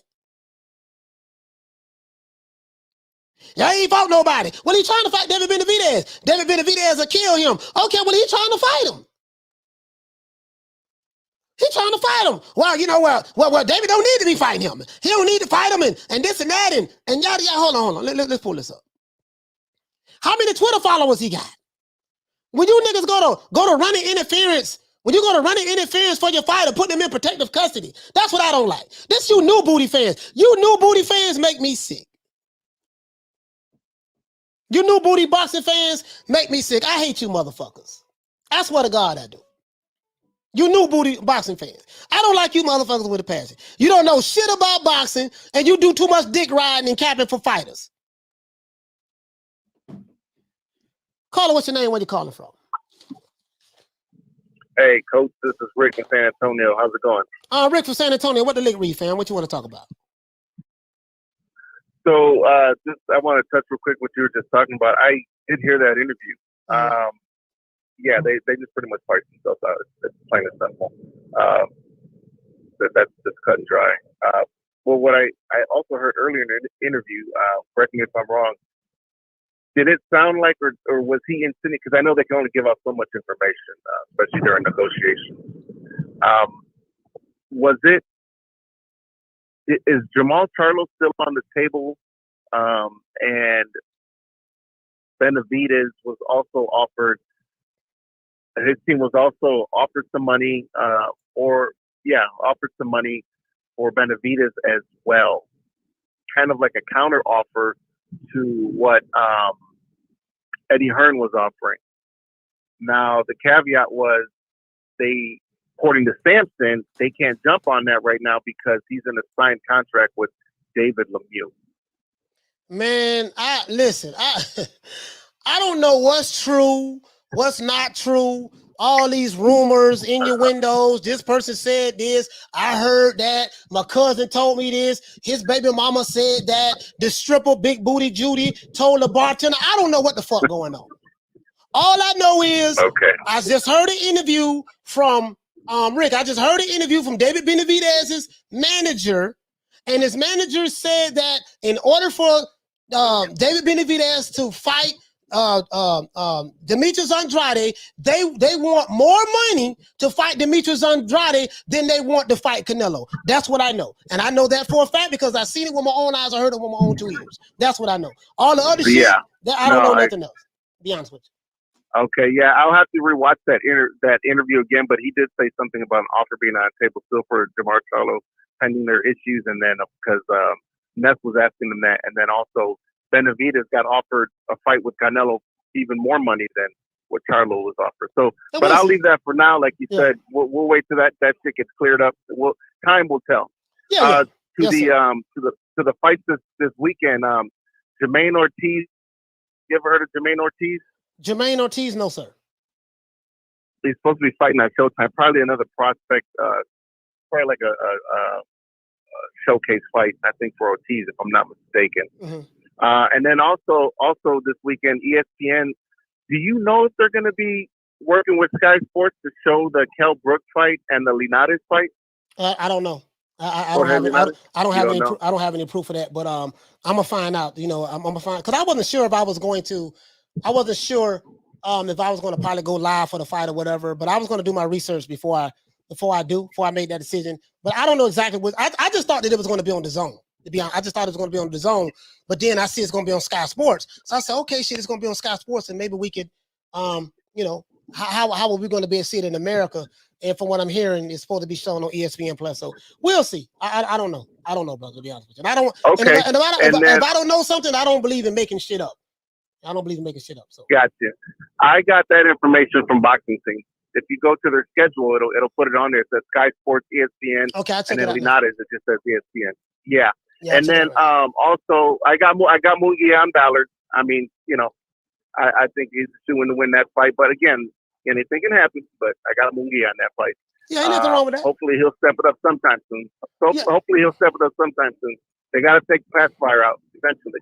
Well, that's going to be up to Oscar De La Hoya and them is going to, me personally, I think Munguia is ready, but I think Oscar De La Hoya and them, they're going to be the ones that's going to have to,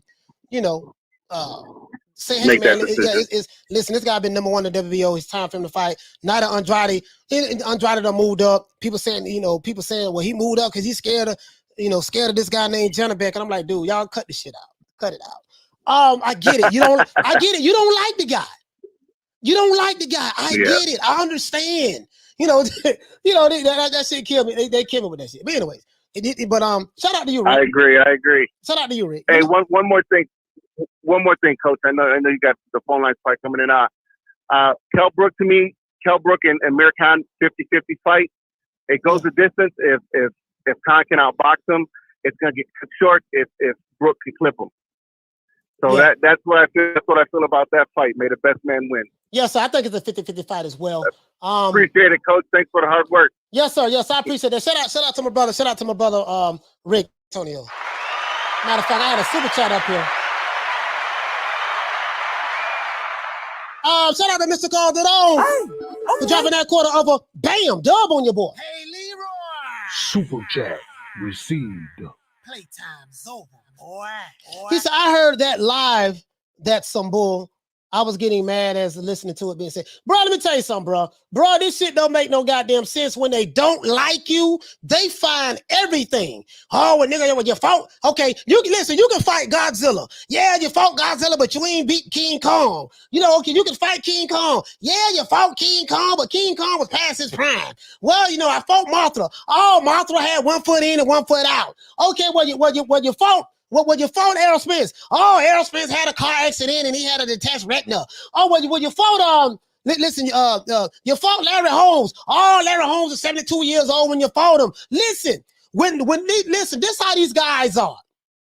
They have double standards, triple standards, quadruple standards. When they don't like you, it doesn't matter who you fight. They gonna find a way to discredit you, lie on you, and push whatever narrative they can to back up them not liking you. And if you don't like the fighter who they dick riding, there's all out war with them. That's why I be wanting all the smoke from these dudes. I want all the smoke from these dudes. I don't like none of them. I don't like the Canelo Alvarez extreme fanboys. I hate you, motherfuckers. I don't like the Demetrius Andrade. Well, Demetrius Andrade really ain't got no hell of a fan, so I can't even sit here and say I hate Demetrius Andrade fanboys because I don't really see nobody riding for Andrade like that. I'm just being honest. It's like everybody's like, fuck Andrade, fuck Andrade. So I get it, I understand. But just stick to that. We just don't like the dude. There ain't nothing he can do to make us like him. But let's continue. Just be honest with that. That's all I'm saying. I hate hypocrisy. But let's continue. I want you guys to hear this, just in case you didn't hear this well, just in case y'all think, oh man, Coach tripping. He ain't heard what he thought he heard. He lying. He capping. Yada yada yada. Blah this squad. Okay, so just in case, and we're gonna do this. We're gonna do this. Much more than to fight Canelo, though. But let's stop right there. I want you guys to hear this because I don't want nobody thinking that I'm misinterpreting anything. Oh, Coach Capping, the man didn't say he wanted more money to fight Andrade than he would fight Canelo. The man didn't say that they feel that Andrade is a very dangerous fight. This is why they deserve to have more money fighting Andrade than fighting Canelo. He didn't say none of that. Coach, you're lying. Okay. Coach, you're lying. Hey, okay. Okay. We're gonna see. Let's see if I'm lying. Let's see if I'm lying. You need to be superior, much more than to fight Canelo. It has to be more than fighting Canelo. That's correct. Okay. So there was a rumored offer from Eddie Hearn to Jamal Charlo to face Andrade once upon a time for an unified fight at $7 million. Does that sound right to you? You need to be much more than that. More than $7 million to fight Andrade. Yes, because it's not an easy fight. He's a great fighter. That whoever he wants to put that fight, that most likely is not so attractive. That one need to be for the money. But damn, more than $7 million to talk about it. Wouldn't that be a career high payday for David? Has he ever been paid $7 million? Wouldn't that be a career high payday for David? Has he ever been paid $7 million? Never. Let's stop right there. I ain't got no more to say. Interpret that how you want to interpret that. That's David Benavidez's manager. Know these guys. I know these guys very well. Know them very well. I know I got a master's degree. I have a master's degree when it comes to dealing with fanboys on that side of the street.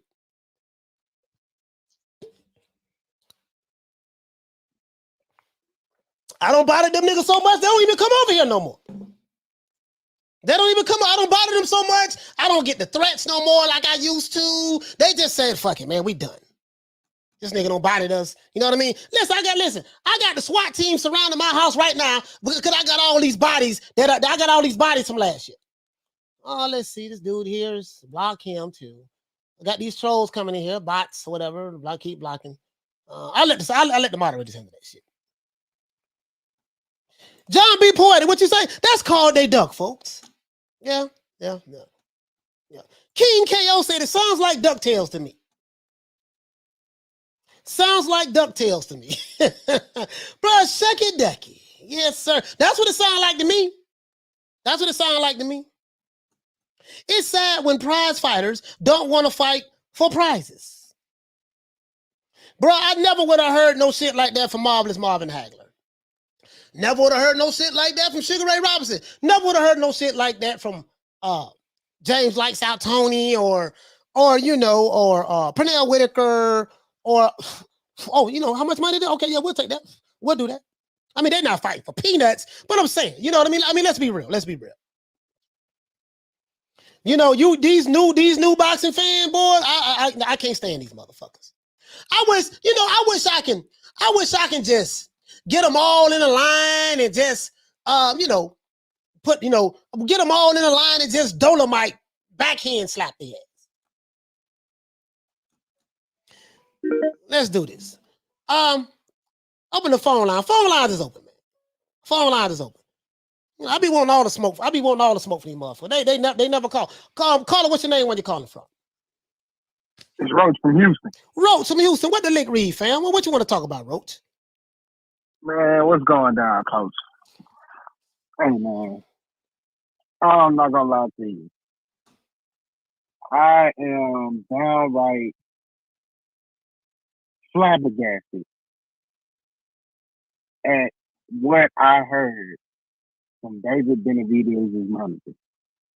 I cannot believe, this is downright despicable. This is fucking garbage. I've been watching boxing since I was 4 years old. I also, shortly after that, I started watching shit like K1, kickboxing, UFC. I really got into UFC like around 2003. And this right here is exactly why UFC is going to take over boxing, specifically in America. Because there is no reason that Demetrius Andrade has been getting ducked at 3 different divisions by so many fighters. Everybody is calling him garbage. Everybody is saying this style is this and all that. But obviously, this dude is doing something to where nobody wants to fight him. And then you have people who have the unmitigated gall to say that this dude is ducking Janabek. If it wasn't Janabek, it'd be Manafrek. If it wasn't Manafrek, it'd be Danabek. If it wasn't Danabek, it'd be Hannabek. Like this, when they don't like this guy, he's ducking everybody. He don't want to fight his stylists. Like these niggas, like these dudes, man. But they just don't stop. They don't stop, dog. They don't stop. They don't stop. They just don't stop, bro. And that's what it is, bro. They have double standards, triple standards, quadruple standards. And this is what it is. And this is what it is. When they don't like you, they don't like you. It's simple as that. You know, the man been in the middleweight division since 1972. He can't get none of the big fights. Jamal Charlo don't want to fight him. He's saying that he don't want to fight the dude and all of that stuff there. He rather fight Dennis Hogan's and Dennis Hogan and Juan Montiel's. He don't want to fight Andrade. Andrade moves up because he's trying to land a big fight. He's trying to fight David Benavidez, but the only reason he moved up to try to fight David Benavidez, who is a bigger, more dangerous fighter, is because he was afraid of his ducking Janabek. You can't make this shit up, bro. You can't make it up. Can't make it up. I swear you can't. But when it comes to their favorite fighters, they don't say none of that. They don't keep that same energy. And this is what I noticed. I noticed that. I just called it the way I see it, man. It's sad. It's sad. And then, like I said, you know, you have from somebody who watches all the combat sports and likes the combat, you know, everything. Like you have these boxing people that always try to push the narrative of, you know, UFC is human cockfighting and it's no skill, and you know, if they were in boxing, they would get torn up and all that. That's cool. But you have a sport where the best are fighting the best. Yeah, absolutely. Best fighting the best, and you know, in boxing, it's just like bro, like I just like this shit just disgusts me. Like, you know, I can accept the fact if that's how you feel, that's how you feel. But come out and just say that. Stop making it seem like you being objective and unbiased and this is what it really is. No, nigga, you don't like the dude. You're pushing the narrative, and you're going to continue to push the narrative because of your dislike for this guy. That's what it is. Just be honest and say that. Stop making it seem like what you're saying is true and factual when it's not. It's coming from a subjective place because you don't like this guy. That's all it is. Right. That's all it is. Hey, right. Man. Hey, Roach, man. Shout out to you, my brother. Shout out to you, my brother, man. Yes, sir. Yes, sir. Shout out to Roach, man. Shout out to Roach calling from Houston, Texas. You know. Yeah, man. He's scared of this dude. He's scared. Like, bro, y'all need to cut this shit out. He's trying to fight David Benavidez. He's running from Janabek because he's trying to fight the weaker opposition, David Benavidez. Make that make sense to me. David Benavidez's manager is saying that, hey, man, in order for us to fight him, we're going to need more money to fight him than we was asking for to fight Canelo. But he's ducking. Okay. All right, I'm done. I'm done with that. Okay. Teach said, is it official that he dropped the belt or moved to 168? I don't know how if this is official or not. This is what I've been hearing through the grapevine. I'll be lying to you, Teach, if I said I had actual tangible proof that that he moved up. I haven't seen it like on his social media page or nothing, but we'll see. We'll see. They're killing me softly. Killing me softly. Yeah. You know, it is what it is. It is what it is, man. It is what it is. Phone lines, hold on. Phone lines is open, man. Dude say what to call in. The phone lines is open, man. 530-494-9636. If you're calling from the UK, you can call in through WhatsApp. It's open. It's open. Caller, what's your name? Where you calling from? What's up, man? It's Knockout Boxing 86 TV calling from Dallas, Texas, bro. How you doing? Feeling good, man. Knockout Boxing. What's going on, fam? What you want to talk about, my brother? Man, so I think David Benavidez, kind of like what a lot of the chat is saying and what you've been saying. I think he looks horrible in this situation, but I would like for David Benavidez because so far, like, he seemed like somebody that's always wanted all the smoke. And so I like, hopefully he on the phone with Samson, like, yo, you got me out here looking bad right now, bro. Like that's the first thing. And what I like to just kind of throw a different perspective at you and everybody in the chat. We got to keep this in mind too. Samson, his loyalty ain't really to David Benavidez. It's gonna be to Al Heyman in the PBC and making sure he maintain that relationship. So when he's talking, I don't think he's always necessarily gonna be having David Benavidez's best interest at heart because he want to keep that money train and that gravy flowing with the PBC. And so while I think that what he said was negative, I think the business behind it is he's probably willing to advise David Benavidez to take less money to fight Canelo Alvarez because there'll be some back end money involved in that. Whereas if David Benavidez got to go over there, he got to go to the zone to fight Demetrius Andrade, he got to guarantee a lot more money up front because that fight ain't gonna be on pay-per-view. I mean, we're assuming that though. We're assuming that it's gonna be on the zone. And when you say back end money, could you please explain to me what is back end money? Well, so when the fight goes on pay-per-view, you get your upfront first, and then you guys agree to some sort of terms on the back end that they don't make, to the public. So when they talk 60-40 or 50-50 and all that shit, that's mainly about the back end pay-per-view money is what they're talking about. But for David Benavidez, if you played the whole interview, because I listened to it too with the boxing voice, that was how they phrased the question. If David Benavidez, if he were to go over to the zone, and fight Demetrius Andrade on the zone, what would it take to make that fight happen? He was saying that it would start talking. And the bad thing is, bro, he didn't even say it would take $7 million. He said $7 million just to start talking, just to start talking. He did say that, yeah. They would probably want even more money, but David Benavidez, the same way that he came out there, on Jamal Charlo helmet, the same way he came out there on Caleb Plant, all these other dudes, he needs to come out there on Samson and say, look, I don't know what the hell he's talking about. I want that smoke, and we can make the fight happen because it make him look bad, bro. He does look bad today, but I don't think we can call him a duck or call him something based off of something that someone else has said. Okay, but we can't do that shit with Terrence Crawford either. No, they do it with Crawford. They do it with Crawford. They do it with White. They do it with. I hear what you're saying, but they do it with Crawford. They do it with White. They do it with Joshua. Anybody that's not a part of We Are the World group, this is what they do. They do it with Andrade. This is what they do. They consistently do this. If they're not on the "this is our favorite fighter" list, they do that. Now you being fair. Now you being fair on Knockout Boxing. You being fair. I'm not saying you. But there are people out there who push those narratives when it fits. They push these narratives when it fits the message that they're trying to push. So I'm just calling it.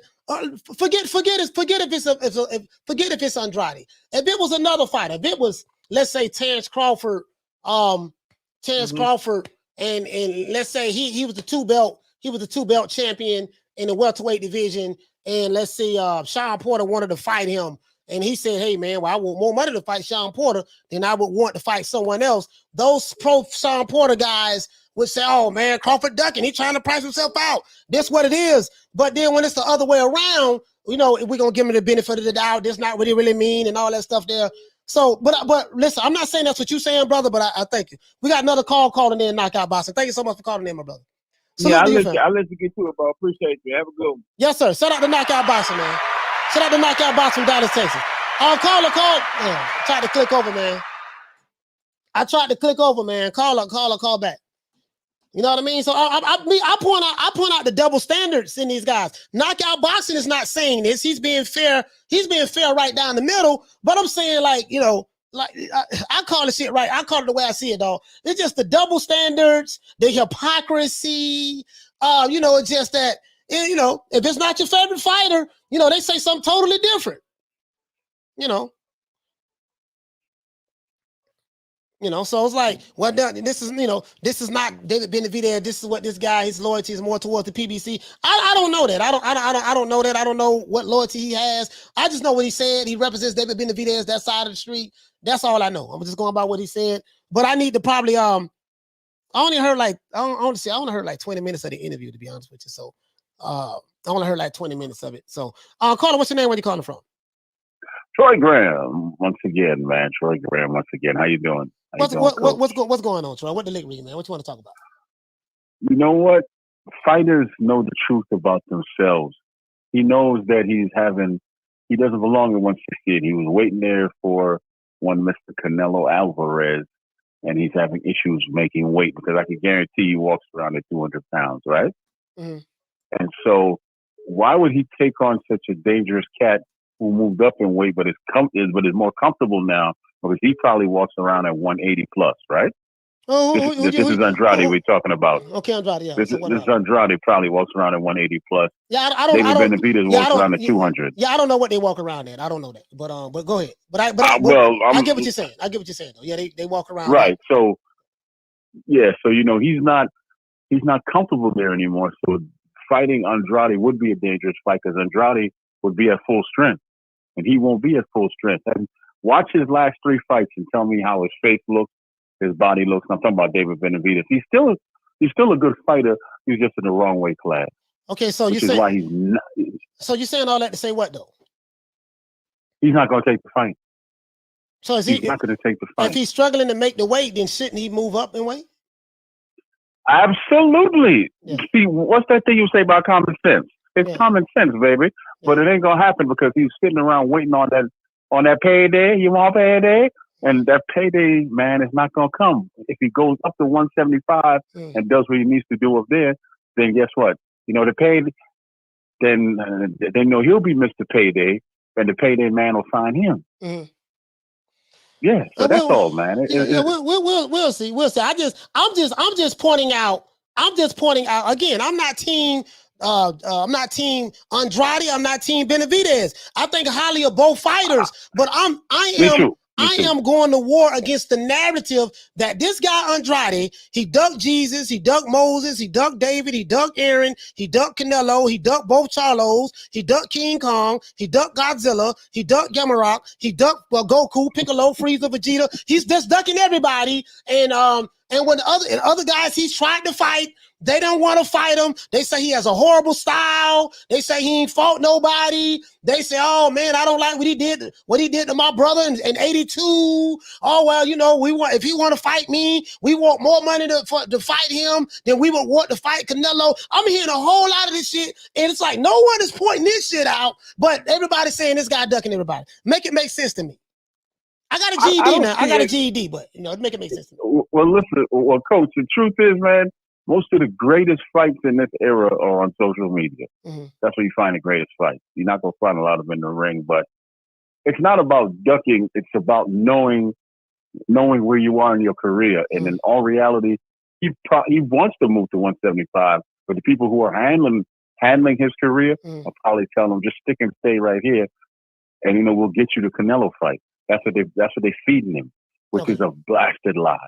It's a lie, but bless up, man. Always proud of what you're doing. Yeah. And, you know, just keep on doing what you're doing, my friend. Yes, sir, man. Shout out to my brother Troy, man. Y'all go check Troy Graham out YouTube channel, the Troy Graham Experience. Y'all go check him out over there. That's all I know, guys. I just try to bust up. I just try to bust up the narratives. That's all I'm saying. This is an anti-narrative YouTube channel. We bust up all narratives. We don't race bait, race hustle. We don't do none of that shit. We give 2 fucks about any nigga that don't like us. We don't care how long you've been doing it, who your crew is, who your camp is, how many shooters you got, how mean you look in the camera. We care about none of that. All we care about is the sport of boxing over here, man. That's all we give a damn about. All the other shit, I ain't in that shit. I'm just pointing out the double standards, bro. The shit I see, and the shit is some bullshit to me. Caller, what's your name? Where you calling from? This is Damon Weston from Baltimore. What's up, Coach? What's up, Damon Weston? What's going on, my brother, man? From B-More. What the lick read, fam? Man, I just wanted to chime in on this WBO thing that's going on right now. Mm-hmm. I could have swore Terrence Crawford when he moved up. Who would he fight from 140? Who would he fight, Coach? When he moved up from 140 to 147, his first fight was against Jeff Horn, the guy who beat Manny Pacquiao in Australia for the WBO championship. That's correct. Right. He got to fight the WBO champion. Mm-hmm. Why is it that our boy Andrade, it don't work for him like that because Canelo got the belt. He got to go and fight Tom, Dick, and Harry, like you said, King Kong, Godzilla, and the rest of these cats, instead of just going and getting the fight. They ain't even want to try to let Canelo even go nowhere near the guy. And it's crazy. They on the zone together. Yeah, man. I don't know if it's official that Andrade has moved up. As a matter of fact, let me go look on his social media page. I'm not gonna lie to you, Damien. I don't know if it's official. I'm hearing that it is. I don't have any actual facts on it, and I'm not the assumption guy. And he hasn't said. I'm looking at his Twitter page now, and he hasn't said anything about. I let the people see it. He hasn't said anything about he's moved up. So let me blow it up so everybody can see it because it's small. So this is what we've been hearing, that he's moved up, but I haven't gotten any confirmation. If anyone can send me any receipts that say, hey, my name is Demetrius Andrade, and I have officially moved up from 160 to 168 pounds, and I'm in the process of challenging. David Benavidez. Please send that to me because I haven't seen it anyway. You're right, Coach. Because I heard Deontay Wilder said, I didn't heard everybody else except him saying he's going to move up. Yeah. Not even Eddie Hearn. I heard nothing about Eddie Hearn. Right. If that's the case, ain't nobody trying to fight him at 168. So he might move with the stage and force the Janet back. Yeah, whatever. Right. So I can't. So that's what I'm saying, my brother. Like, I don't have any actual facts on any of this stuff. And I'm not, you guys know I made mockery of sources say. So I can come out and say, well, sources say that, Demetrius Andrade is moving up and he want to fight Godzilla. But Godzilla said he's in strong negotiation with King Kong. But King Kong said that he wants to fight David Benavidez. David Benavidez said he want to fight Godzilla. Godzilla said he want to fight King Kong. King Kong said he don't want to fight Godzilla. He want to fight David Benavidez. So we need to find out what's going on. So I don't have any sources to say any of that shit. Can anyone send me anything where it says David Benavidez has officially moved up from middleweight to super middleweight, and he's in the process of trying to fight? Because all of these guys who putting this shit out there, these content creators, they haven't shown me any proof. You ain't never lied, man, and that's where I got it from as well, man. Right. When you hear, let us know. Go. Hey, shout out to my brother David Weston, man. Salute to my brother for B-More. B-More in the building. Yes, sir, man. B-More in the building. That's all I'm saying. That's all I'm saying. I'm hearing a whole lot of shit, but I ain't seeing no receipts. You know what I mean? I'm hearing a whole lot of stuff, but I'm not hearing no receipts. I haven't seen a receipt. The closest thing to a receipt that I've seen thus far is listening to part of the interview that Nesta Gibbs did with the guy. I guess that's what David Benavidez's manager, or whatever, whoever the hell he's supposed to be, pro PBC guy, whatever. So it is what it is. It is what it is. You see what I'm saying? It is what it is. I just caught it the way I see it, guys. I caught it the way I see it. Now, moving on. A lot of people have been talking to me about, hey, did you see what Deontay Wilder said? Deontay Wilder said he wanted to take drugs, and after he got beat down by Deontay, after he got beat down by Tyson Fury, he wants to take drugs now. So I say, you know what? I heard it. I'm gonna let the people hear it and let the people decide what they heard. I'll let the people decide what they heard, okay? That's I'm gonna let the people decide. I'll let y'all decide what you heard, okay? Let's see. Let's do this. This is on the Think about doing ayahuasca. You ever heard of that before? No. boxing thing. I know that, but that's leading into it. Yes, that's gonna be my decision-making factor. I got you. Ayahuasca is something that you're taking a spiritual journey. You're using DMT and stuff like that. And I've been really, really interested in that, you know what I'm saying? Going to getting shamans and stuff like that. And just I want to go down this journey. I want to take this journey because a lot of tribes allow their younger sons to take these journeys. They say they want the sons to overcome their fears. And become this is how they turn them into men. Yeah. You know what I mean? So I definitely want to take this journey. I want to see what I see in it before I make my decision. Yeah. And, I still have love for the sport, though, like I said, and I still have amazing fans. I have so much love out here. It's crazy. All right, so I don't know what Ayahuasca is, or I don't know what any of that shit is. I know what weed is. Now, if he wants to go on a journey, I can listen. I tell you what, damn all that. I ain't throwing no shade. I'm not throwing no shade. I'm just calling the way I see it, right? I'm not throwing no shade. I'm not throwing no shade, but if Deontay Wilder is trying to figure out what his journey is going to be, and he wants to go on a journey, and he wants to try what Ayahuasca or Kilowattsy or DMT, whatever all that. I don't know what none of that shit is. If you want to go on a journey, I got some of the stickers of the icky right here. See what I'm saying? I want you can see it. The camera, I need you to zoom into it. Zoom into the good green. The camera. I probably got to bring it back. It's looking blurry. I got some of the stickers of the icky. As you can see, this is very wintry green. If you want to go on a trip, you can come on over here and get with the old boy, and we can burn one together. You see what I'm saying? Because I know you ain't been the same since some two furious ass whoopings. But and I get it, brother. Trust me, there was some brutal whoopings you wore the last two fights. But if you want to go on a trip, I don't know about all the other shit, Deontay. If I was you, I'll probably leave that shit alone because you don't know what that shit is.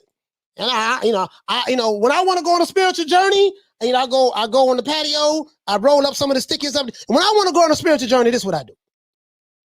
I'm just letting y'all know. When I want to go on a spiritual journey, the stickiest of the icky. You want to smoke with the old boy Rick James? That's how I go on a spiritual journey. I don't know about all the other shit. Ayahuasca, DMTs, DDTs, OPPs, all that shit sound crazy. But if you want to go on a spiritual journey, holler at your boy. The stickiest of the icky.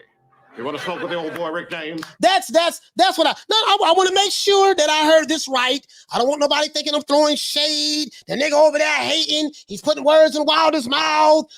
Listen, I saw this interview last week. I saw when Byron Scott first uploaded it, when they did the interview. I didn't even want to talk about the shit, to be honest with you. I've been heard this shit probably about a week or two ago when it came out. But let's continue. I want you guys to hear this just in case y'all think I'm making shit up. Dude, I'm thinking about doing ayahuasca. You ever heard of that before? No. Boxing thing. I know that, but that's leading into it. Yes, that's gonna be my decision-making factor. I got you. Ayahuasca is something that you're taking a spiritual journey. You're using DMT and stuff like that. And I've been really, really interested in that, you know what I'm saying? Going to getting shamans and stuff like that. And just I want to go down this journey. I want to take this journey because a lot of tribes allow their younger sons to take these journeys. They say they want the sons to overcome their fears. And this is how they turn them into men. Yeah. You know what I mean? So I definitely want to take this journey. I want to see what I see in it before I make my decision. Yeah, and I still have love for the sport, though, like I said, and I still have amazing fans. I have so much love out here. It's crazy. Man, I'm thinking about doing ayahuasca. You ever heard of that? Well, anyway, we ain't got to keep hearing that. So about doing ayahuasca. So we ain't got to keep hearing that. So when I want to go on a spiritual journey, I'm just letting you guys know. When you want to go on a spiritual journey, go get you some. Go listen. When you okay. I can't say too much because the feds listen. I know the feds listen. When you want to go on a spiritual journey, go to the local sticky icky man. Go get with y'all follow me. Get with the local sticky icky man. Find someone that has some of the stickies of the icky in your neighborhood, some of that good green from Colorado or California, in Arizona, or so anywhere up in that area, right? Even Oregon. Oregon got some good green too. If you want to go on a spiritual journey, get with somebody from over there, get some of the stickies of the icky, and you'll be good to go. All that, what is it? Ayahuasca? I don't know about none of that other shit. I'm just letting you know. He say, check your heart, fam. That's all you need to do. All the other shit, but yeah, man, when overcome your fears. Like, I don't know. He said something about overcoming his fears, and this is what other tribes do to help their sons overcome their fears. I don't know what fear you're trying to overcome. Is it? I don't know what other fear. You know, some people would say maybe it's theory, but I don't know. But the only thing I don't like about that shit, dog, is this. This is what I don't like about what Wilder said. Wilder is not married to Telly. He was married to a woman named Jessica Scales. Yeah, I don't know who he was married to or that. But listen. Damn, I forgot what I was gonna say. He said listen, when I want to go on a spiritual journey, the good green has not let me down yet. That's all I'm saying. What I don't like about what Wilder said, and I'm gonna give my opinion on it, to all you alphabet boys, y'all talked about he was your king and all that shit there. What I don't like about what your king said, BFTB, Trill, 7-8, Boxing Ego, Dante, Fanon. What I don't like about what your king said about going to the next level, taking Ayahuasca, Heavy D in the posse, whatever posse, Ayahuasca, he's talking about. What I don't like about that is I want to take it to the next level. If you, it makes you even look more bad. I'm gonna tell you why. Because and then you talk about how certain tribes have their sons taken to overcome their fears. So when you add that word fear into it, and this is what people use it for, people will come to the conclusion like myself, like, but then what kind of fears or what kind of level he trying to get to? You're rich, you're filthy rich. You made more money than anyone ever thought that you would even make in your life, which is great. But it's like, goddamn, the people remember your last 2 fights was you got beat down by Tyson Fury. And now, you went from conspiracy to, you went from, and this is no shade. This is no shade. I want you to look at me. I'm dead ass serious when I say this. You went from Mark Breland spiked the water. The costume was too heavy. The crab in the bucket referee. Mark Breland shouldn't have threw a disloyal trainer threw the towel in.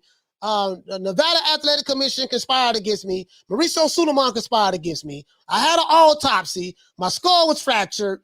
You went through all of these, you went through all of these things. You went through all of these things, glove, gate, egg weights. You went through all of these things, right? And now you're talking about taking drugs.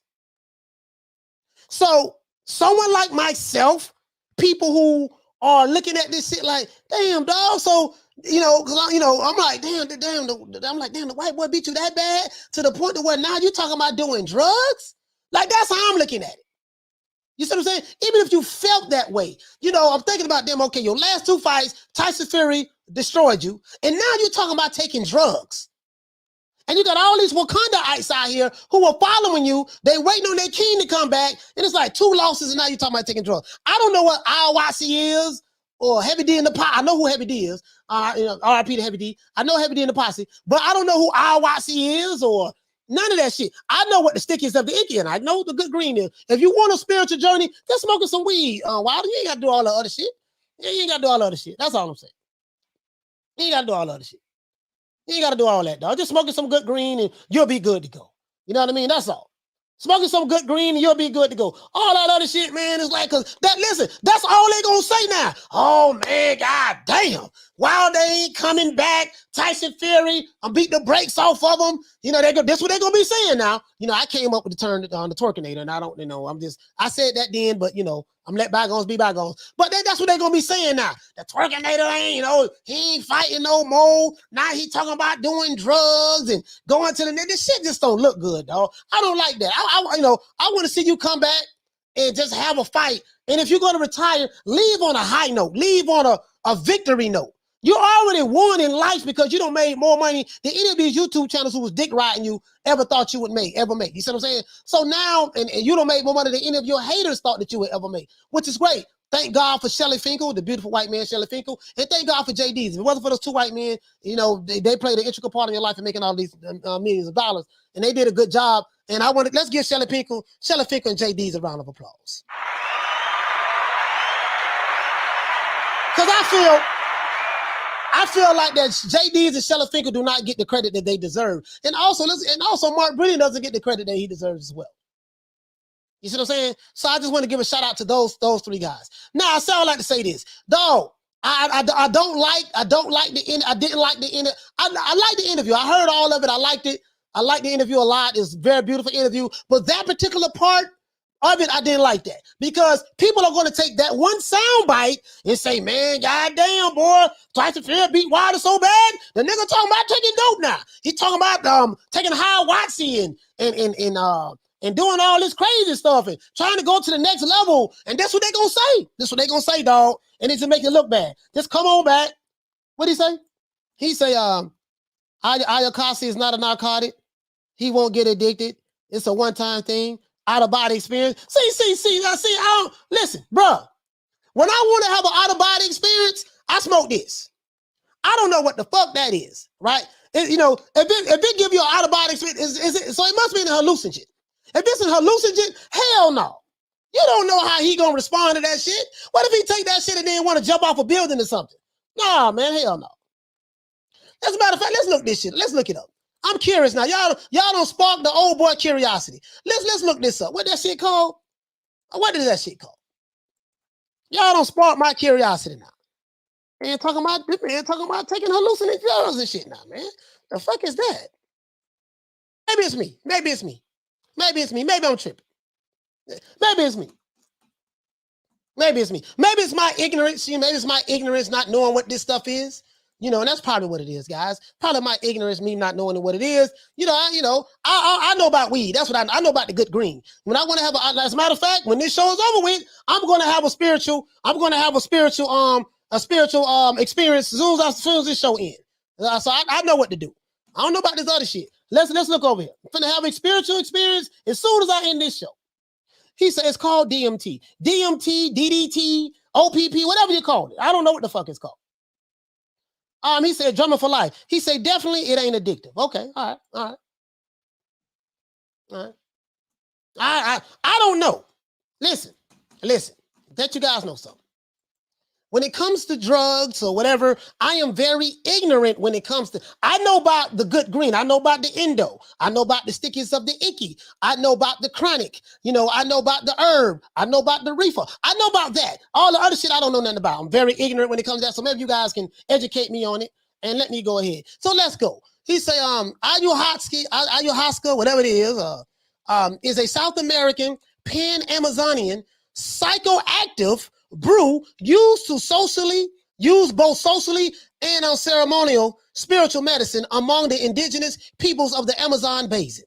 It is a psychedelic. Okay, let's look up the psychedelic. It is a psychedelic and ethogenic mixed drink, a brew commonly made out of I don't know how to pronounce this shit, so I'm not even going to try. And Psychiatria viridis shrub or a substitute, and possibly other ingredients. A chemically similar preparation, sometimes called pharmahuasca, can be prepared using detroamphetamine, better known as DMT, and a pharmaceutical monoamine oxidase inhibitor, okay, better known as MAOI, such as isocarbon. The words. See all this complicated shit. All these scientific words. Ayahuasca is prepared in a tea. Is this the same tea that Oscar Valdez is drinking? Is it the same tea that Oscar Valdez is drinking? Because we know he was on the tea too. So is it the same tea or this is a different tea? I'm just asking. Is this the same tea? Because they say it can be prepared in a tea. So is this the shit that Beavis and Butthead was using in the 90s? Remember that cartoon Beavis and Butthead? Remember that cartoon Beavis and Butthead, guys? Remember how they used to sit around all day and is it the shit that they was drinking? This sounds like some shit but I don't know, boy. I don't know. James Brown, what you say, fam? He said, I smoke the green and sometimes have the Charlie. Just gotta have discipline. Otherwise, you'll go crazy. All right, they said something about tea. So is this the same tea that Oscar Valdez is taking? I'm trying to figure it out. All right, let's continue. So anyways, this shit is a hallucinogen, right? It's prepared in a tea that, when consumed, causes an altered state of consciousness or a high. Now, I know what high is because I'm finna get some high. I'm finna get a high right now as soon as I finish this. They say, or high, including visual hallucinations and altered perceptions of reality. Man, hell no. I ain't taking this shit. Man, what the fuck I look like taking some shit like this? Oh, well, hold on. No, let us go over here, man. psychedelic. You know, George Clinton and Bootsy Collins and them and Parliament Funkadelic, they was on this ship and they was making some of the greatest hits of all time. Hold on, what the fuck is this? It's a psychedelics. Hold on, let's look at this shit. It says psychedelics are a class of hallucinogenic drugs whose primary effect is to trigger non-ordinary states of consciousness known as psychedelic experiences or trips. This causes specific psychological, visual, and auditory changes, and often a substantially altered state of consciousness. The classical psychedelics the psychedelics with the largest scientific and cultural influence are mescaline or LSD, and this other shit, psilocybin and DMT. Now I'm good, dog. Most psychedelic drugs fall into one of the three families of chemical compounds. Yes, oh no, yeah, I'm good. I'm good, dog. I'm good. Yeah, I'm good. The fuck? And hallucinations. Let's see what hallucinations is. Let's see. A hallucination is a perception in the absence of an external stimulus that has the qualities of a real perception. Hallucinations are vivid, substantial, and are perceived to be located in external objective space. They are distinguishable from several related phenomena such as dreaming, which does not involve wakefulness, pseudo-hallucinations, which does not mimic real perception and is accurately perceived as unreal, illusions, which involves distorted or misinterpreted real perceptions. No, I'm good, dog, I'm good. And an imaginary imagination, which does not mimic real perception and is under voluntary control. Hallucinations also differ from delusional perceptions in which a correctly sensed and interpreted stimulus is given some additional significance. Many hallucinations happen also during sleep paralysis. Okay, all right. Well, I'm good. I'm good on that. I'm finna go hallucinate right now. Other than that, that's it. It's that boy Coach Malachi Williams signing out. New Media Today USA Boxing. I'm gonna give everybody a round of applause. Yo, I'm fixing to go hallucinate right now with some of this sticky. That's about as far as that shit gonna go with me. Let's give everybody, let's go ahead and do this OJ the Jew Man style. Shout out to the queen. Shout out to the queen, all that. Shout out to the queen, Little Green Eyes Feet. Shout out to the queen, Lisa Bells. Shout out to the queen, Ava. Shout out to the queen, Bless 365. Shout out to it. I'm forgetting, dog. I'm forgetting. Because I used to have it written down. I got to write it down again. Shout out to the queen, Nick Rich, Little Green Eyes Feet. Salute to all of the women that I may have forgotten. Please forgive me. Shout out to Deborah Booker as well. Salute to I'm good, dog. I'm good. I'm finna go hallucinate right now. I got some of the stickies of the icky. I'm good. This dude said I'm doing toad this summer. I don't know what toad is, frog is, rabbit. I know what rabbit is. But toad, I don't know about that. I'm a lightweight. I can't handle all that heavy shit. I'm good. I'm a lightweight. I can't handle all that shit, bro. Let's see. Weed is strong enough for me. I burned 2 joints back to back, and I'm on the Starship Enterprise with Captain Kirk. So shout out to Jay Miller. Shout out to Jay Miller. Shout out to Daniel Rios. Shout out to Eric Palick. Shout out to Knockdown 305. Let's give everybody a round of applause who called in. Shout out to my main man Rick from San Antonio. Shout out to Roach from Houston. Shout out to Knockout Boxing from Dallas, Texas. Shout out to Troy from B-More. And shout out to Damian Wester from B-More. Salute to my brother Big Ron, Ronald Finkley.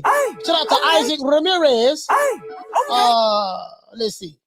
He said, Coach, do you smoke blunts? You stick to the glass. No, I smoke out of a glass. I smoke weed out of a glass pipe, and I smoke out of rolling papers. I don't do blunts. I have zigzags. Matter of fact, I have zigzags. This is what I have. I'll tell you right now. I couldn't really roll, so I roll better now. Hold on, let me see. Yeah, I smoke out of these.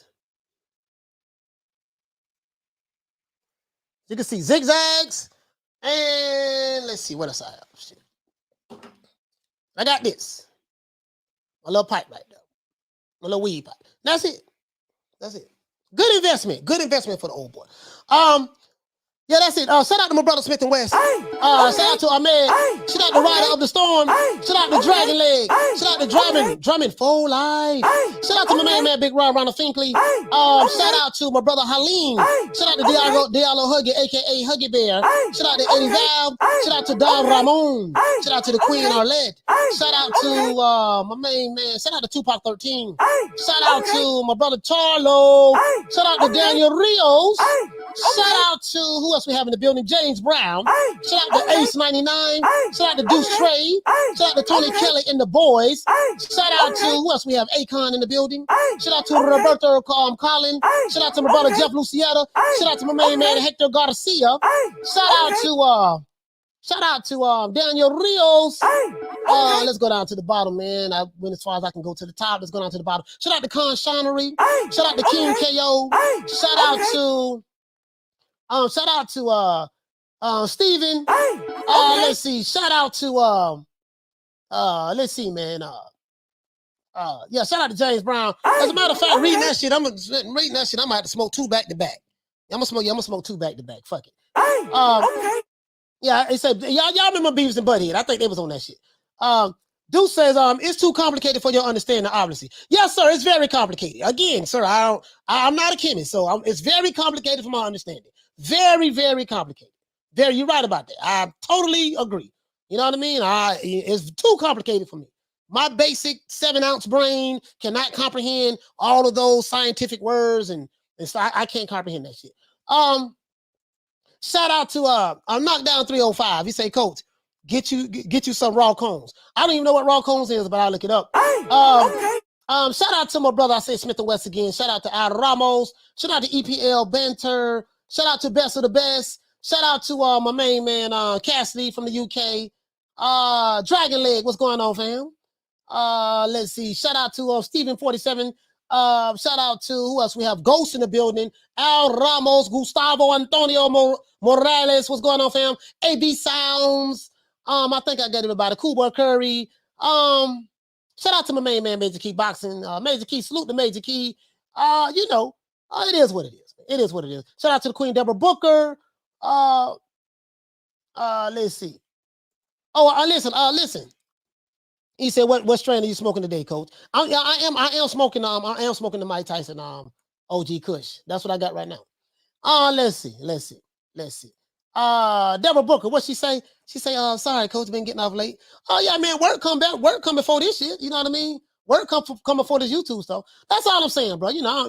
I'm not well versed in stuff. Anything that I don't know, I pretty much, and especially when it comes to doing drugs, the only thing I've ever done was some weed. I tried to smoke a cigar one time and threw up. So I can't handle cigars, and weed is the closest thing that my body can handle. All the other shit, I'm done. I threw up off a cigar, tried to inhale it, didn't know that you're not supposed to inhale cigars. But other than that, that's all I've ever done, bro. That's it. I'm just being honest with you. So maybe it's just I'm paranoid or whatever the case may be, but that's okay. Other than that, that's it. Shout out to the Queen. Shout out to Kathy W as well. Other than that, that's it. It's that boy Coach Malachi Williams signing out. Daniel Rios, what you say, fam? You're going to visit Mike Tyson Weed Resort, Coach? Yes, sir. I have to do that. I have to do that. That's one of the things I want to do before I check out on this planet. Visit Mike Tyson's ranch so I can get some of that good sticky icky over there.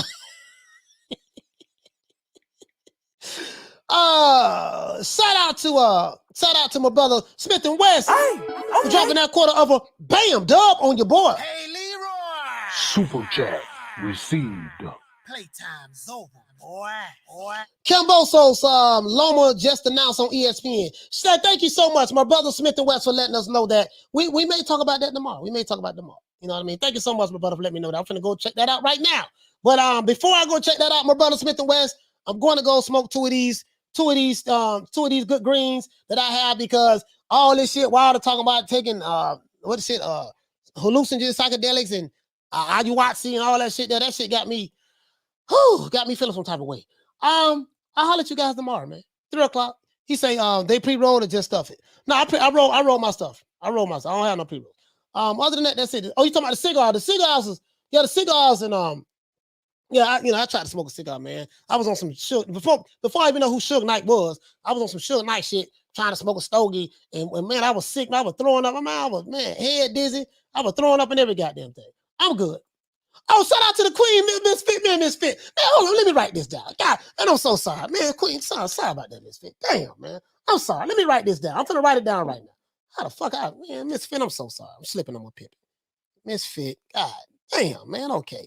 I'm finna write the ladies down right now. Other than that, that's it. It's our boy, Coach Malachi Williams, signing out. New Media Today, USA. Boxing, you know my motto, man. See you guys tomorrow, 3 o'clock Eastern Standard Time. Don't meet me there, beat me there. I'll holler at you guys. Peace. Man, I'm out of here, bro. Let's go.